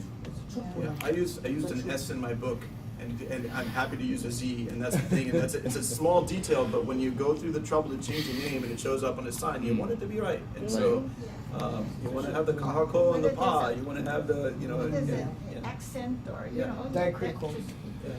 Yeah, Alex, do you want to comment on this? Well, actually, I didn't understand what's happened because my microphone, your microphone, I'm sorry, it's not really good, and I don't have to, well, I can't understand what's happened right now because the microphone is not working. Oh, sorry about that. Okay. No? Someone hear us? want to recap for him? So- Right now I can. So what we have been discussing is what the most appropriate name for this place would be in our interpretive, in the science, and we've been suggesting Pa'ula with a slash and Fort Elizabeth. Yeah. Yes, I do understand. Well, in my opinion, of course, we need to recognize the local name. It's Paula Ula. It should be in the name first of all. But the Russian Fort Elizabeth, I think we should leave the Russians because not in political reason, in a reason to invite new visitors to this fort. Just like well, anyway, in my suggestions, it should be Paula Ula / Russian Fort Elizabeth. It's my opinion. Hello? We heard you. Yeah. Yep. Yeah. I just want to say it's 11:15, and we need to move on. Right. We've missed our Obviously, 10:30 we're not break. following the agenda very I'm smoothly. sorry. Well, yeah, you jumped I into just the want next us to session. move on, otherwise we're not going to accomplish. Yeah, if we can, Lopata, why don't you get us started on the mission statement real quick? I don't want to spend a lot of time on this, but maybe if you can start sharing, what your thoughts are, because I think it'll reflect the goals and objectives. Yes, so reflective of those goals and objectives of what and how we see this coming to fruition, I think it should be reflected in that, or stated in that mission or vision statement, because then we have clarity, yeah, as far as like what we're saying to move forward. How we're gonna hold on more. We had all of this churning, and we're all passionate and we're all excited as far as seeing this being done. But like, what is it that we want to say to the populace, that resonates not only with the visitor, but again, like Brother said, with the Kama'aina and the locals and everything. So, you know what I mean? Like at the museum, when I saw Auntie Juliet Grace Whitman's vision, it wasn't only to showcase or have the Hawaiian culture, but she integrated, with all the different other subcultures and ethnicities to be in part and celebrated on, or at the museum, so what is it that we want to say in that statement that clearly defines what is our intention to move forward? Like we would like this place to be significant because it is significant, or remembered, and cultural authenticity again, going back into that relative, and the names and all of those things, that we address, and what is the activities that we want to occur there to help support and back that mission statement, because if we, who knows if later on donors or grants become available, the mission statement going to be reflective of why we do what we do, can go and, anecdotally fulfill and, give data to those grant sources. So, one way to do this is just, to highlight what are the key elements, and we can wordsmith it later. I think in my mind, one thing is sharing the multicultural story of the site, and I think foremost, you gotta say King Kalamu'uli's fort. You gotta say Russian architectural, the importance of the Russian architectural involvement and design. I think you have to have those two key elements, and the importance of that site being an ali'i site.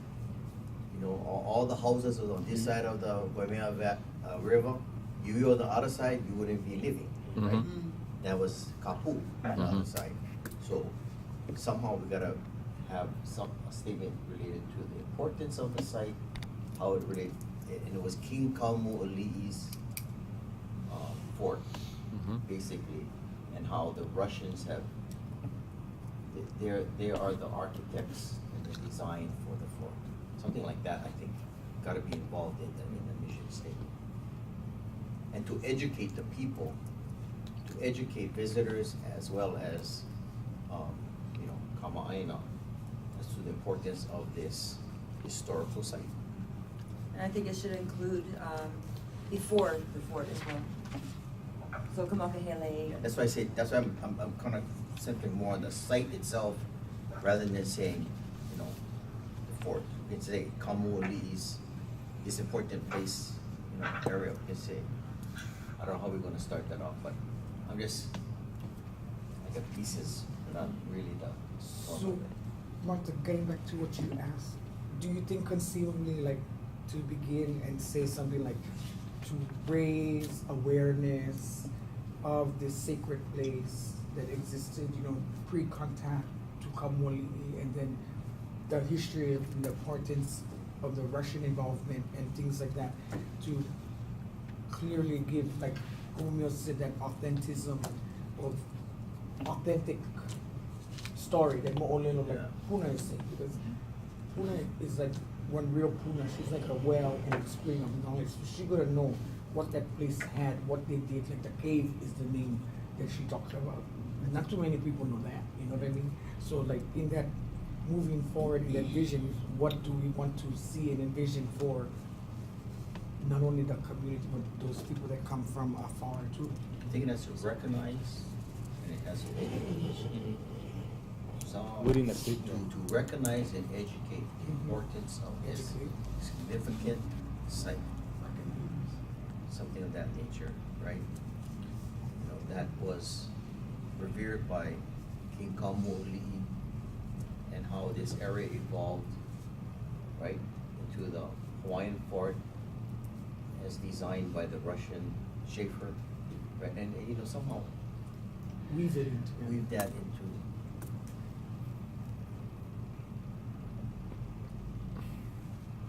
Yeah, I think we probably need something about restoration, and protection, preservation, but, exactly how to phrase that, because I'm still not quite sure, but.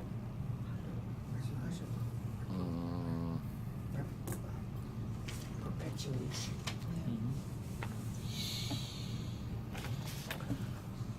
So do we want to try to come up with some we've been talking about concepts, but does someone want to float an idea and then have it written out and then we discuss it, or do we want to do it via email, or?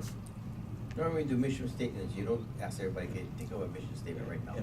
This is something you gotta ponder, Reflect. you gotta think about it, you gotta write it down, then you gotta go, no, that's not quite right, then you do it again. Yeah. You do it again, So and that's- then you come back to the next meeting and go, I This think is I what got, I I think I got it in its essence, and then you can have everybody interject.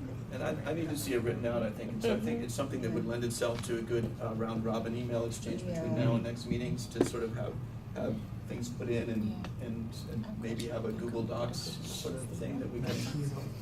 Everybody can see and share. Okay, well, let's not. Because I think it's such a big task for just one It person, is. and I'm not shying away now, I wanna be involved with that, but we need to have Puna, you know, but we listen to the Kupuna. We have to acknowledge the link that connects us back. Yeah. And that is who we gotta Oh, be yeah.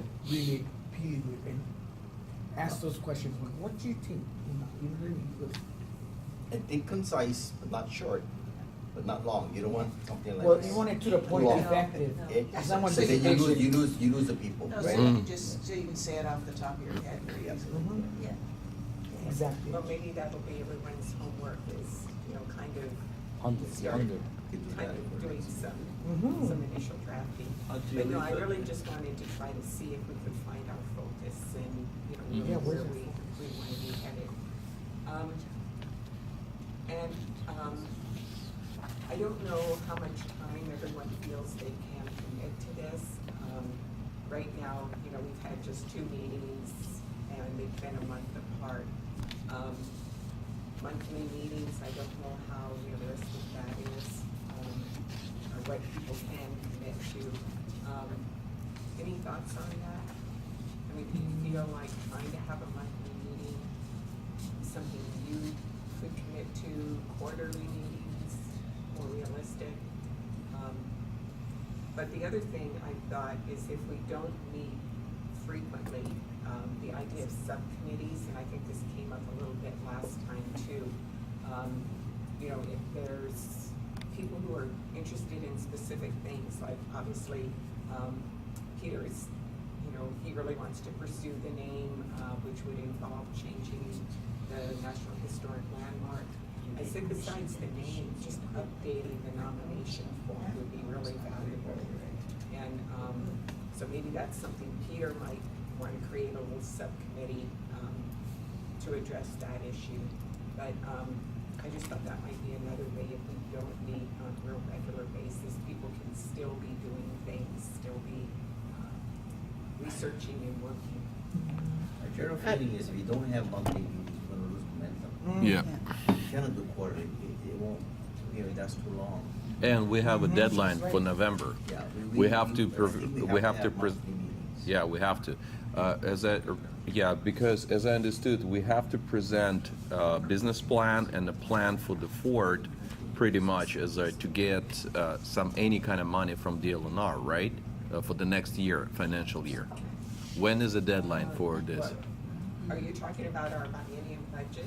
'Cause Well, we're trying to think about like where we can get any resources or anything, but there is a slight chance for us to get some sort of funding from DLNR, right? So at least something. Well, I mean, we could put something in the biennium budget. Actually, I think it might be a supplemental year, which we don't normally do big requests in a supplemental year. My other thought is more grants. I mean, I'm not quite sure what we want to accomplish because our budget is a 2-year budget. Oh, I see. And I don't know if we're gonna be ready to ask for construction money. Well, if we're gonna have like every month meeting, then maybe we can accomplish something, right? I Because think grants is the way to go for that, for this Yeah. specific. Trying to get into the general budget. That's much more difficult, much more complicated, much more factors that are against you in trying to do that rather than going for a grant. Grants are very specific, you're going for specific, Earmark funds. you know, costs. Mhm.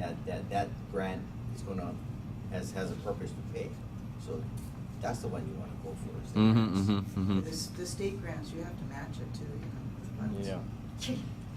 I know, I have a lot Might of be them. another subcommittee is just starting to look at our grants out there, but what do we want to do with these grants? I mean, I think we haven't Yeah, gotten there. yeah, we're not ready.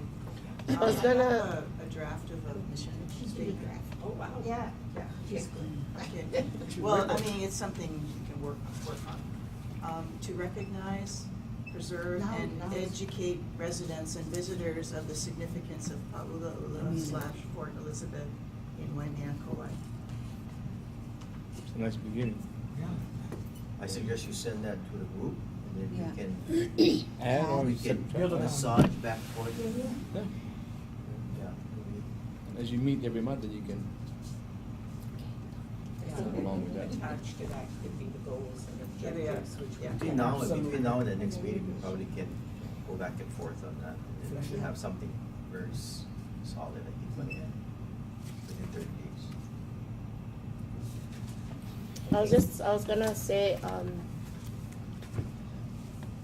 I think kind of working towards what I think where we're trying to get, I don't know if it's really clear for all of us, like what we wanna achieve, like say by the end of 2018, or, I mean, we've been, I think at the last meeting, there was a lot of mana'o that was shared of, you know, from a construction kind of thing to, first steps, and, you know, today we're hearing more about changing, updating the name and going through that process, which I think some of these key kind of setting these action steps will really help us like focus on things that we can really be realistic of what we can achieve.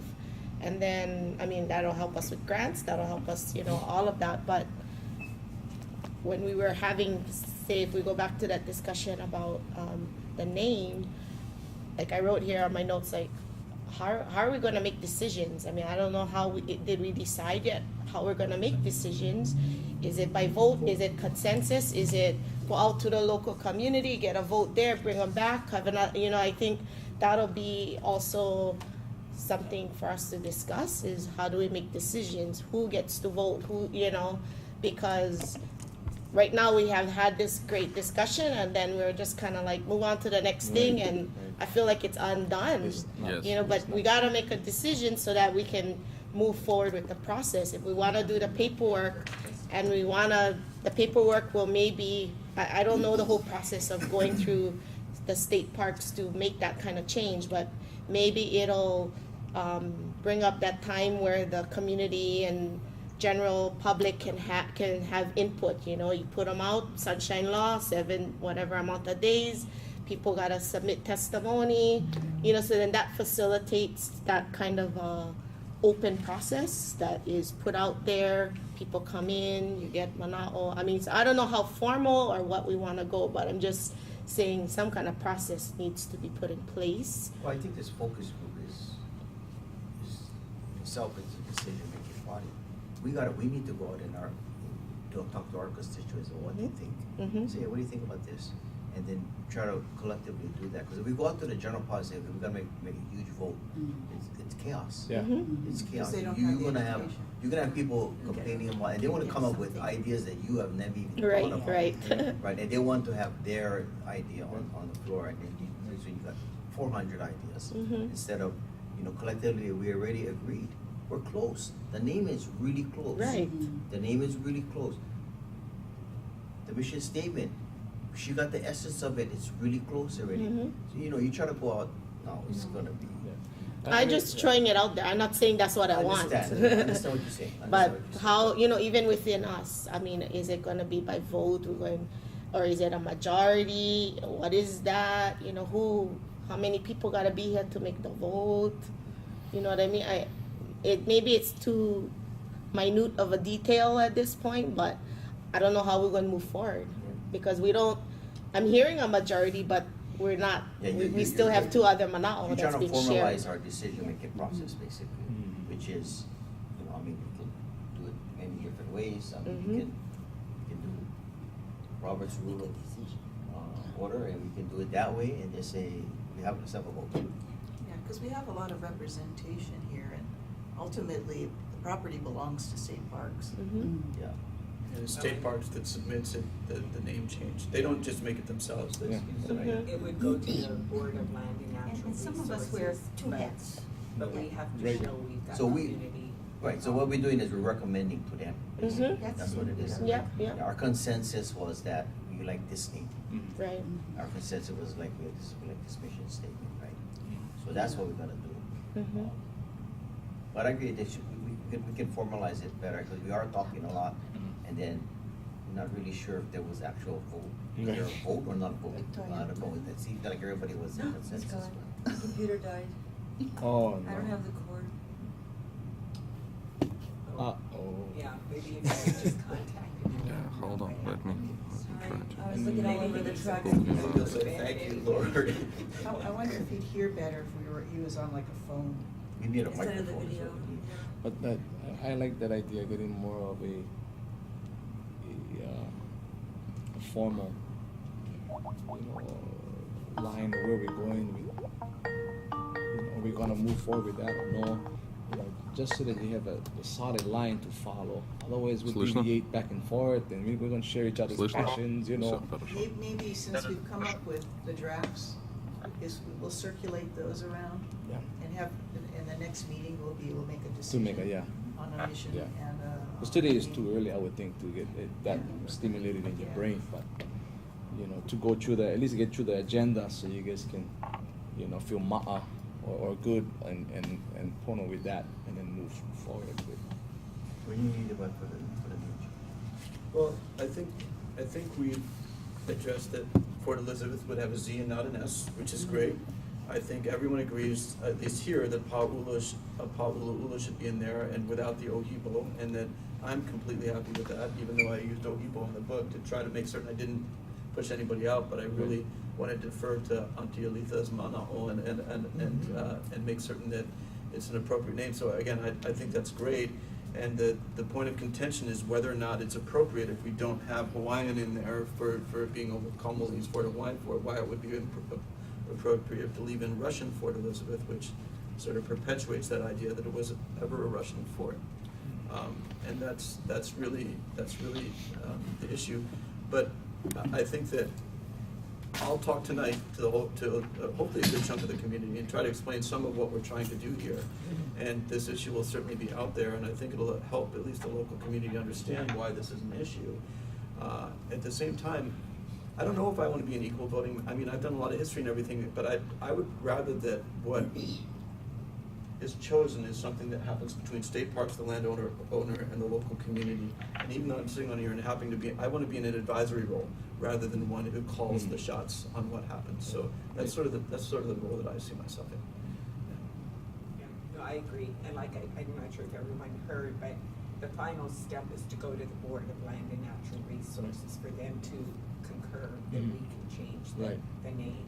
So that is kind of the final step, but the board obviously is going to want to know that we consulted with the community, with local organizations. So that's where this group is But if this focus group makes a recommendation and say, we recommend, they can take that and say, this is what they recommended. Yeah. Right? As opposed to say, we discussed it, it seemed that was a consensus. Yeah. It's a little bit less powerful than saying, you know, we voted, we decided that we want to recommend this name. And then tonight is a good step. I hope you guys didn't mind when I put some stuff out there on Facebook to let them know. For tonight. Oh, especially for tonight. I gotta go to class. I'm trying to Olelo Hawaii, but you know, it's huge. It really is huge, and you do it in a perfect place in Waimea. So it's great to regain knowledge. Some people have knowledge, but just, you know, little snippets here and there, and then before you know it, this kind of stuff comes, and you just, that's it, perfect. And they're glad. And of course, you're gonna have opposition no matter what. You know, I don't care how, you're never gonna please everybody. That's right. So that's the consensus that we gotta understand is that no matter what, you'll never please everybody. But we're just doing what is proper for the land and what you know is right. Yeah. But you're also right. We are very close to the name. It's like everybody agree Paulaula should be there, definitely. It should be there at Fort Elizabeth. But Russian, not Russian. This is the only one issue. That's it. So Paulaula, Fort Elizabeth, there, done. Russian, not Russian. It's like we encourage Russian Fort Elizabeth. You think this is probably should be Fort Elizabeth. Just that's it. Only one mini issue. And I think the second thing is about your suggestion that this is advisory board is great. So maybe we should name ourselves as advisory board of Paulaula, Russian Fort Elizabeth. That's it. We're going to be here who we are, and we have a list of people who are interested in this. And we have more than enough credentials to be advisory board, okay? So. But just to clarify too, there's different levels of recognition by the state. Right now, this working group is what we would consider an informal group. I mean, you have not been appointed by anyone. We do have a level where you're appointed by the chairperson of the LNR. And then there's the highest level where you're recognized by the governor. So I guess that's something else you can think about is how formal do you feel this group wants to be, needs to be. I think my vision was just to kind of pull interested parties together initially. And if something more formal is justified down the road, fine. I mean, we'll move that way. But just having the board, just having this advisory committee in itself has power. As Mana, because we, like you said, collectively all the people here, people in the community, people with history, people, you know, with Coco, right? So all of these people have something to say, and we can collectively agree. They cannot ignore that. Right. They're going to have to. Very true. They're going to have to recognize that and just do something. Whether we're commissioned by the governor, commissioned by anything else, we it's better than having nothing, Exactly. right? Absolutely. Yeah, so that's why it's called the working group, because Mhm. it doesn't have Mhm. a form. Yeah, yeah, yeah. Good with that. Well, let's go ahead and jump into the next one, because like these things, we're getting closer to lunch, I believe, after Mhm. 11:30. We've touched on the name.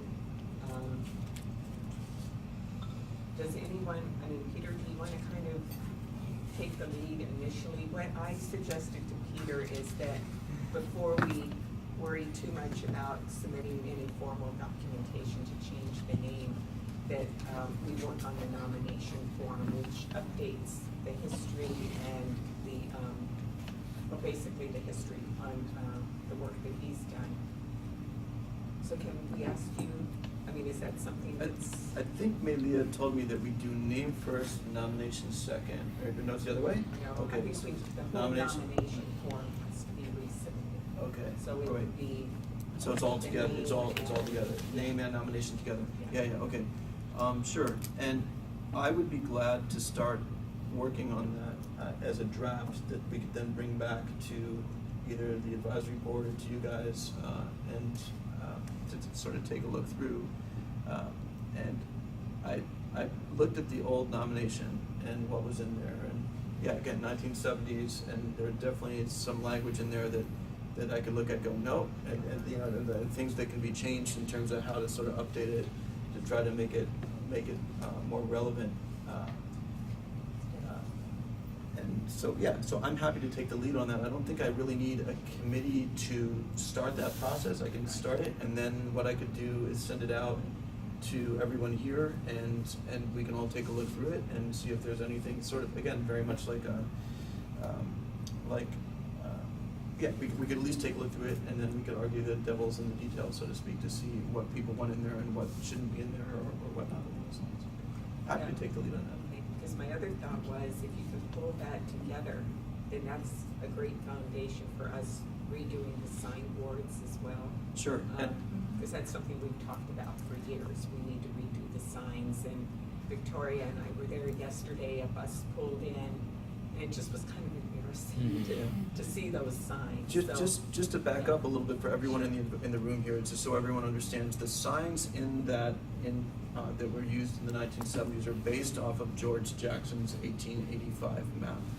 And just to summarize for everyone here to understand, is that when George Jackson, he drew a couple different maps of Waimea for the Hawaiian Government Survey, and one was of the whole town, and one was, he just had some extra time, so he went out and he sort of drew the fort. And there was a newspaper article published when that map was made that said that, the fort had been dismantled in the early 1860s, and this is 20 years later, 1885, so the buildings are gone, the cannons are gone, everything's out of there. And the newspaper article said that Jackson drew it, obviously not as it was, but as he imagined it was at the time when the Russians were there. And so he gave names to things like barracks and magazine and armory and all that are all based off of his own imagination of what the place looked like when the Russians occupied this fort, which never happened. And if you look, for instance, at his trading house, which is my key example on this, is that we have Mahele documents that show that trading house was the place where Pa'ele lived and Kama'opohaku, who were Native Hawaiian commandants at the fort. And the place is clearly described in the Mahele documents as being his foundation. We did the archaeology of that place, and it's a traditional Native Hawaiian house. But on his map from 20 years later, it says trading house, like the Russian trading house, which we know is totally wrong. It's not true. And so that's proof that he wasn't really speaking to people in the community or anybody who had worked at the fort to know how all these different buildings were used. And he was just up there imagining structures with traditional Russian uses as he thought Russian uses would be. And that's what all the state park signs were. You'd go around and would say trading house was here, and magazine and armory was here, and barracks was here. And barracks is another awful one. So We gotta fix it. We will fix them, and we can update it with the work that we've done. That's archaeological as well as historical, to sort of say Pa'ele's house, and to say, instead of barracks at the center, say original magazine and armory, and second magazine and armory, and guard room looks pretty good. He guessed one as guard room, and I back him up on that one, So all that stuff is there, but it's clear too that guard room is later 19th century materials and not early Russian ones, and the architecture is later 19th century and not Russian. So, yeah. Peter, may I ask you this question? Did you review the documents that stored in St. Petersburg? The documents in St. Petersburg, I would love to get better direct access because the documents that I get out of St. Petersburg come through translations from the 1870s by Alphonse Pinard, who translated those, and they were taken to taken to the Bancroft Library when Hugh Howard Bancroft was starting, and then that's Richard Pierce wrote a book called Russia's Hawaiian Adventure. So that's the main source that I have, and then Nikolai Bolkovitnov, also in 1990, he did some earlier stuff, but again in 1997, he published what he had that was different than what Richard Pierce had done, and I have access to both of those. Okay, because Alex is going to create an exhibition right now. He's going to be forced to go to St. Petersburg right now to collect these documents, and you can give him a specific order or years or something that he can dig in into the archives. And they just get you the real, explanation, Russian explanation of the documents. Fantastic. Alex, are you here? Translations and translations. And so if Alex can actually find the original George Anton Shepard's journals as they were written, as opposed to the ones... Hold on. Yeah. Can you pass it? You guys.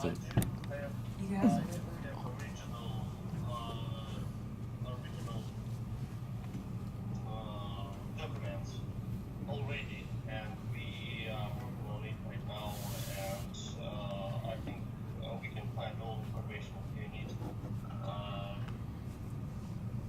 Well, I do have it already. Excellent, wonderful.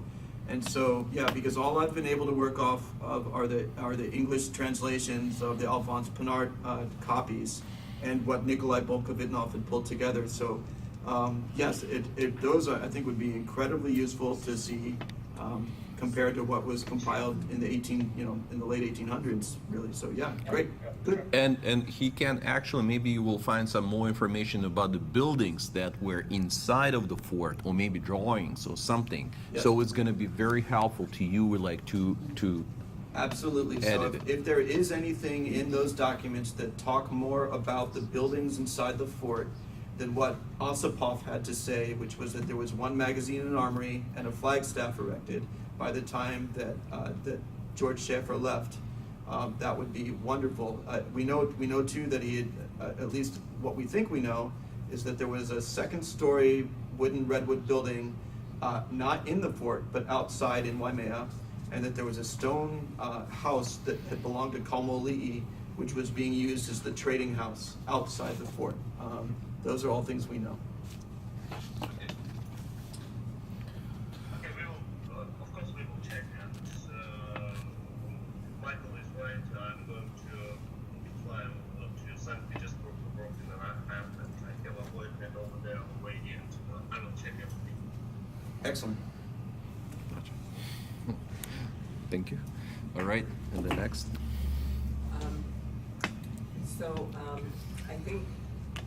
I know Chris has done a lot of layout of signs. We've done layouts, so I think, once we get some revised text, whether Alexander's graphics are going to be, what we use. But that's the other thing, I think, just between your Russian files, between the, we and Peter have found, it'd be nice, because I think, Chris, you did several posters where you pulled together things as well. Maybe we should start looking at what graphics we have available for these sideboards as well. And it's going to be very helpful for these new posters that you were trying to talk to us about, that this like a history of development of this site, pretty much, right? Yeah. It's going to be very helpful. So, and then we will be this is the first step of educational process, right? Well, and this is doable. This isn't, I'm thinking just reusing the existing kiosk, but, we can come up with additional funds to cover the production of panels. Mm-hmm. They run a couple $100 per panel, so it's not something that we Crazy, yeah. can't cover with our existing budget. But I think what we'd like to look at, are there other signs that might be placed in other locations around the site besides just the kiosk?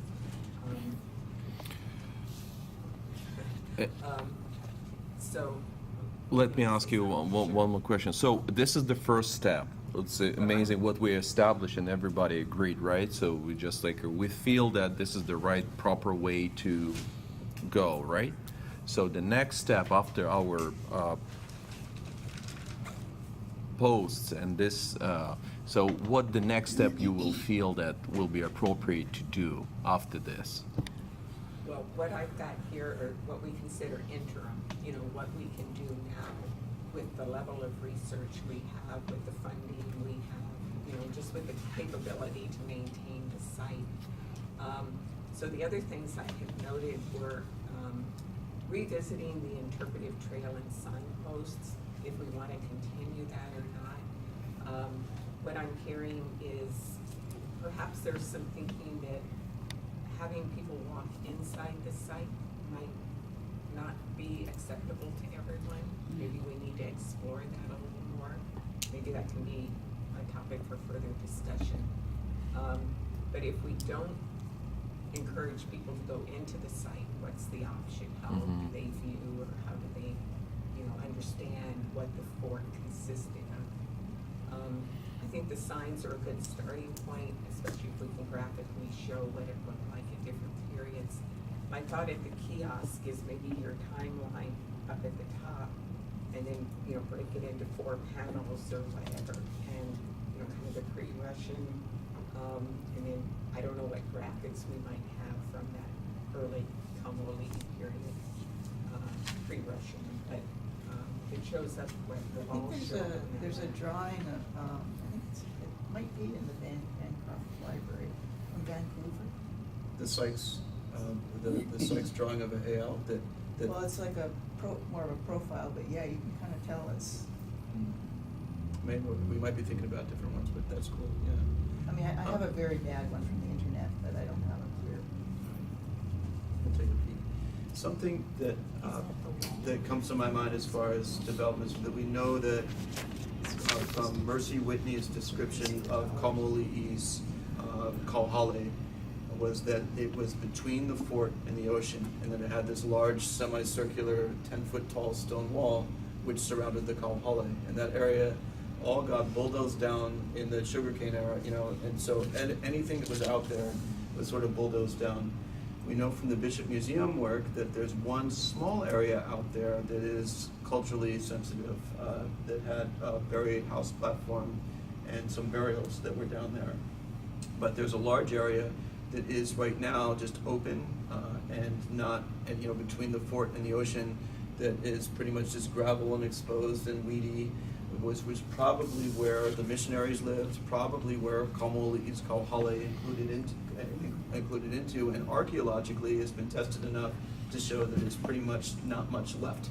It's pretty much just all been plantationed over. And so to me, that space closer to the ocean would be a great place to develop a longer sort of interpretive history that would be attractive.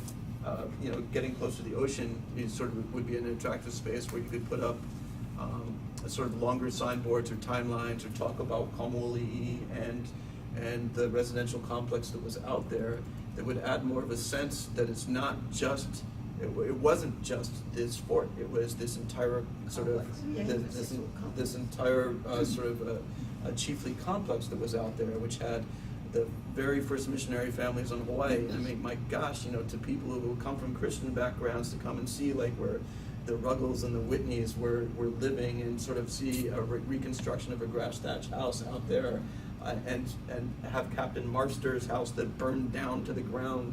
You know, you could even have it in ashes. And we still have family members here today of the Whitneys. Yeah, and Yeah. so that is what that place was at the time. If we're making it an accurate representation of what it was one large, massive structure in this larger, chiefly residential compound. And to have the sense of what that looks like, and realize that you had foreigners and Native Hawaiians who were all living in this space right underneath those guns, whenever those guns were there. They might not have been there in 1817. They might have, some guns might have been, some might not. But clearly, to have that broader context stops it being just about the walls of this one thing, and recreates what the 17-acre state park was like much more accurately. And I realize again that's big money, That's a but bigger project. it's a bigger project. But if we're talking about where to build interpretive space, it's a place where we know already from the work that's been done that it's a pretty safe place where you wouldn't be damaging other culturally significant sites. So it's in my mind is an easier place to build interpretation that would get people more into the sense of what the landscape was like. So in terms of developing it big time, that's one thing, but I do think whatever the interpretive system is, it would be great to have a way to draw people out there between the fort and the sea, right? And have them realize that when they're standing there that it just wasn't barren wastelands and weeds. It's an idea.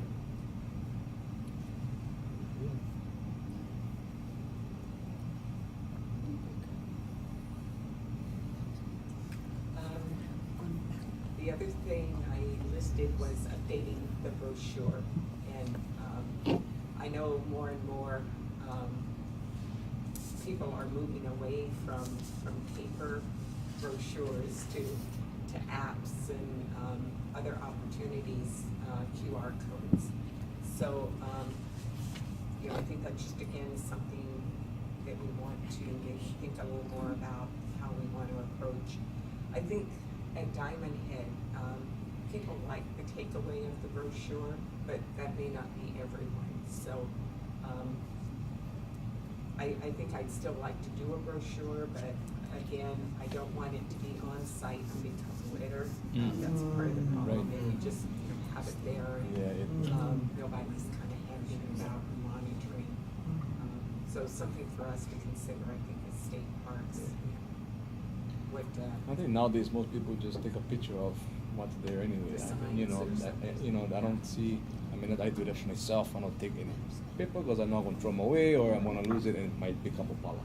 Yeah. So probably apps is a pretty cool idea. If you have someone who can come up with an app, that's good too. QR thing is a great idea. So the QR is And what plays in on this your case- phone? Is that what it does? Yeah, Yeah. you have the QR codes either on Yeah, you your just phone. put your phone like that, and then the thing you download it, then you can. Alex, yes. You have the brochure on it. What it does is it goes to a website. Yeah, and pulls down whatever you have associated with the code. So Alex said it's also about their website so that we can use this we can hook it up together. So because whatever you go to their Yelp or Google Map or anywhere else, so you can get this information kind of like a symbol, right, or something like over there. And then the website is one of the sources that we should be using anyway, just to promote this place site and our. Yes. And let's discuss what we should show on this site, or probably not should. And we have this website on the two languages, in Russian and the English language, and maybe we can translate probably part of this site to the Hawaiian language. It's another issue. And I do have a special form, and people who is visiting this website can leave an email address. And I have a database with more than 92 subscribers on the newsletter. So we can use this. This is the people who wants to know about this, about this, and probably we can start to do a newsletters once a month, maybe once in 2 months or something like that. This is good resources to speak with the visitors.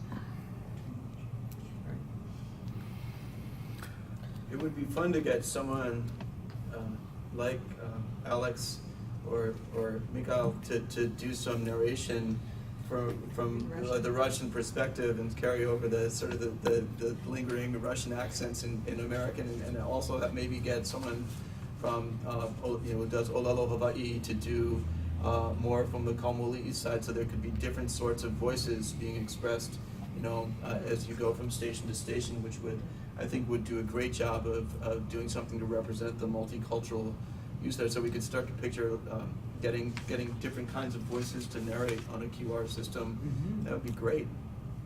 Yeah, good idea. I was also gonna say, it might be good for, I mean, I mahalo the work that has been put into the beginnings of the website.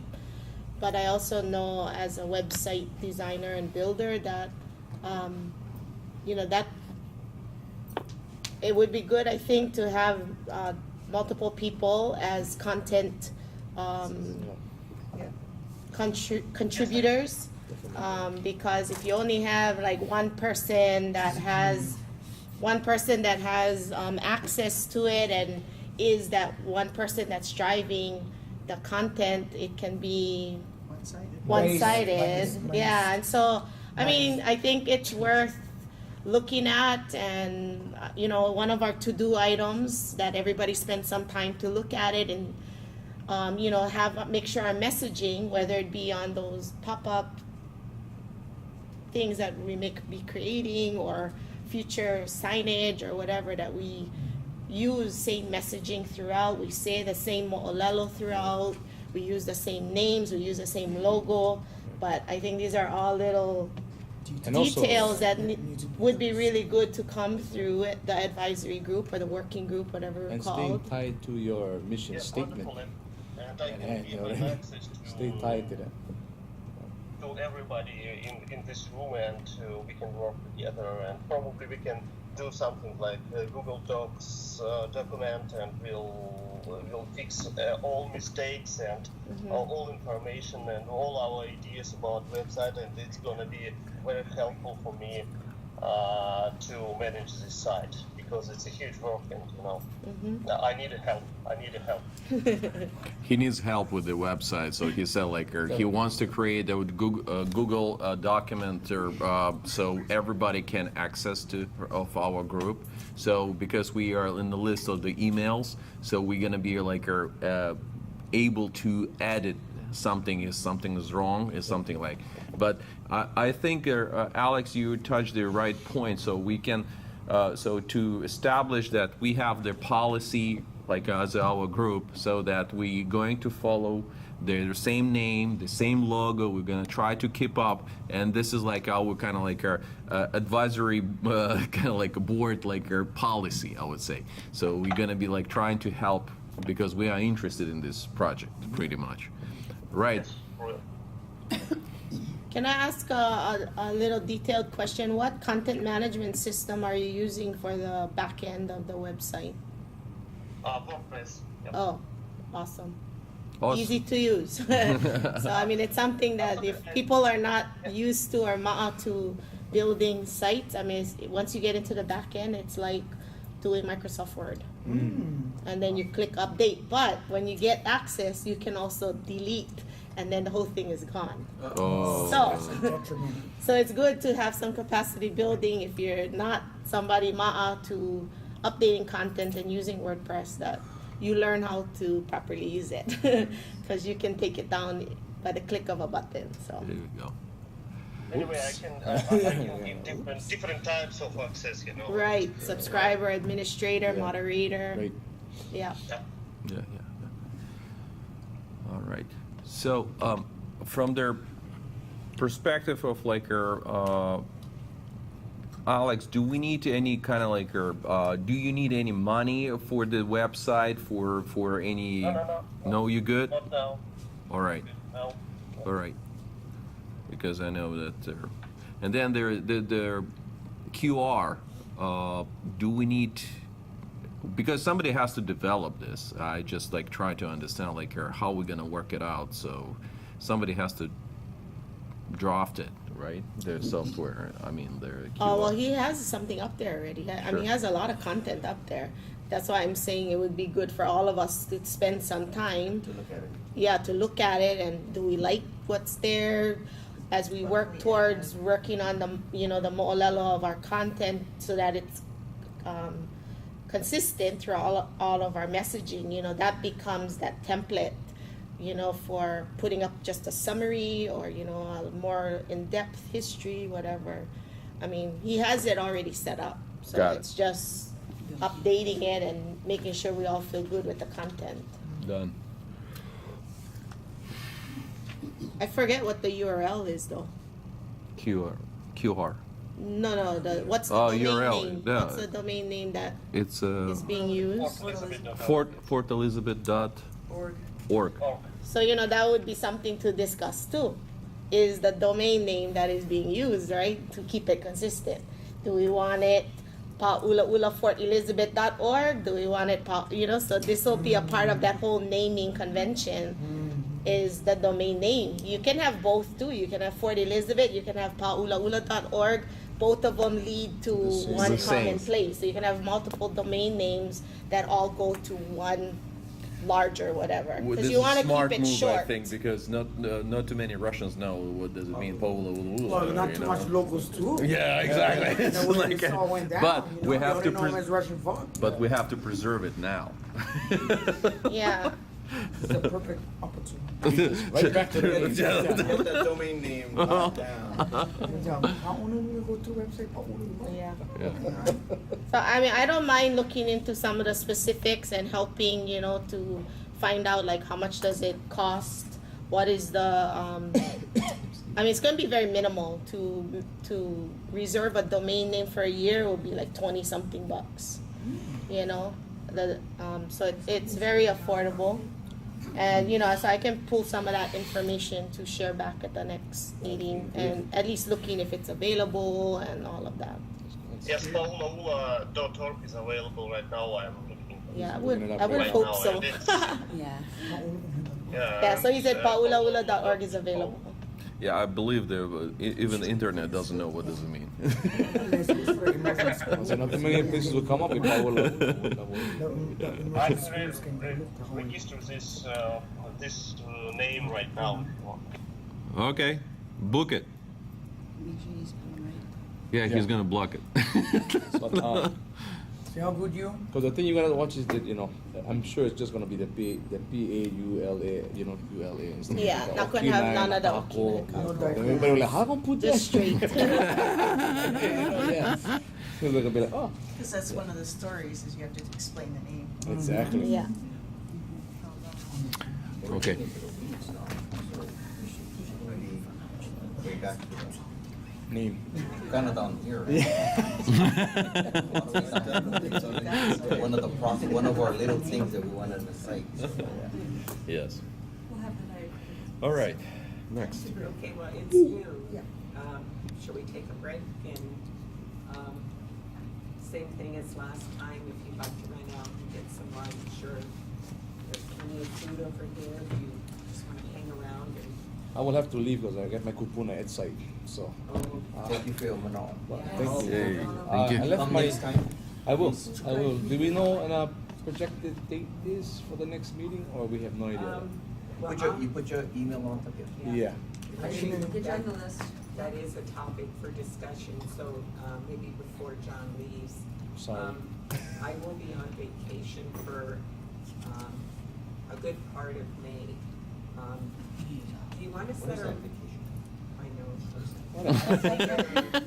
I get that. I think right now we're meeting on like the third Friday of the month or something. The what? Does it make Third Friday of the month.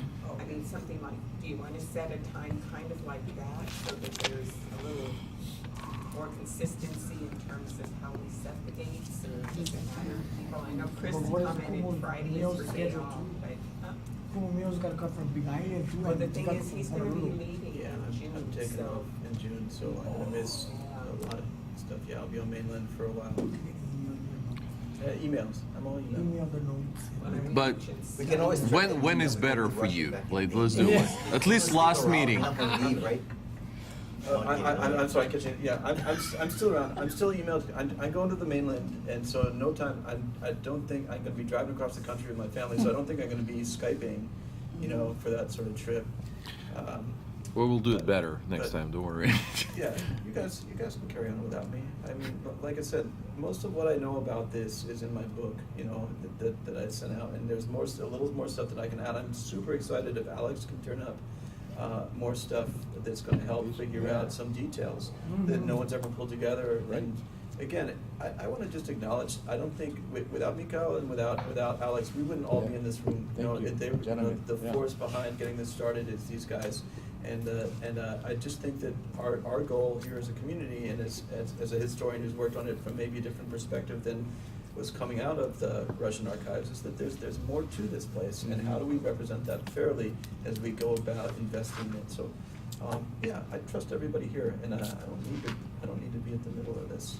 Once it gets going, do what you need. Yeah. So were you talking about skipping May and going to June, or are we No. doing May? We could do May the 25th if you like Fridays. I'm out. You're out. Yeah, I'm That's definitely- Memorial Weekend. Yeah. Oh, okay. Yeah, well, you want to skip and just go into June then?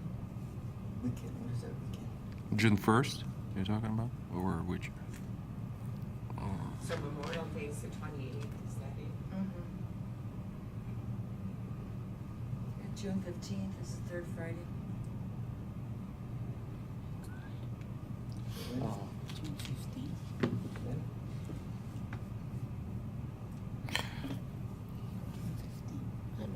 June 8th, June 1st, 8th. I cannot do the 8th. June 8th, I cannot, I'm off island. What about 29th? The first, 29th? I can't make that. Okay. Are you looking at June or are you looking at May? June. Did anybody make the 15th? 15th, Cannot. June. Cannot. June. I can't. It's just the 8th I can't. How about June 1st? We're going back. June 1st, right? Everybody said June 1st, okay. June 1st is open for me. Open. Sarah, Mm-hmm. what was the day you couldn't make it? All Those of are- May. What about June 1st? June 1st is okay. Okay, June 1st is okay. You good? Let's do June 1st. When are you actually leaving? June 1st. No, I'm leaving on the 6th, but we gotta close down. Alex, what about you? June 1st is okay with you? Sasha? Yes, it's fine for me. Okay. Same channel, same place. So what's the date? June Friday, 1. June 1st. Friday, June the 1st. June 1st. Does that work for you? It's also a good moon. La'au kuka. It is. Oh, yeah. Hey, Yeah. good. Yeah. So it allows you to have this long strengthening. Yeah. Gives you that nice flow, yeah. My God. First, when is the first is a lot more of uni. Decision made? Same time? Not too painful? Nope, nope. Same no. time, same station? Or? So we reconvene? Yeah, The I nine think 'cause turtles. usually our flight gets in about 8:20, So so. 9 turtles in? About 9:30, 30, 10. 10 o'clock, somewhere in there probably. And people okay with a full day? Does that Yeah. work for people? I will, yeah. I will try to get a draft of the nomination thing put together for June 1. Okay. Great. Yeah, I know you've got a lot on your plate to close up though, between the semester and. I'm not gonna, let's not talk about it. Okay, okay, okay. And before I go, I just want to thank you guys very much for allowing me to be part. And, glad you and came. thank you guys for your hard work. Thank you, gentlemen, for your Michael, incredible you're welcome. loving spirit to do this and to bring perpetuation to both cultures. And I look forward to seeing that. I really do. I send my love out to all of you in your ohana. Mahalo nui. Aloha.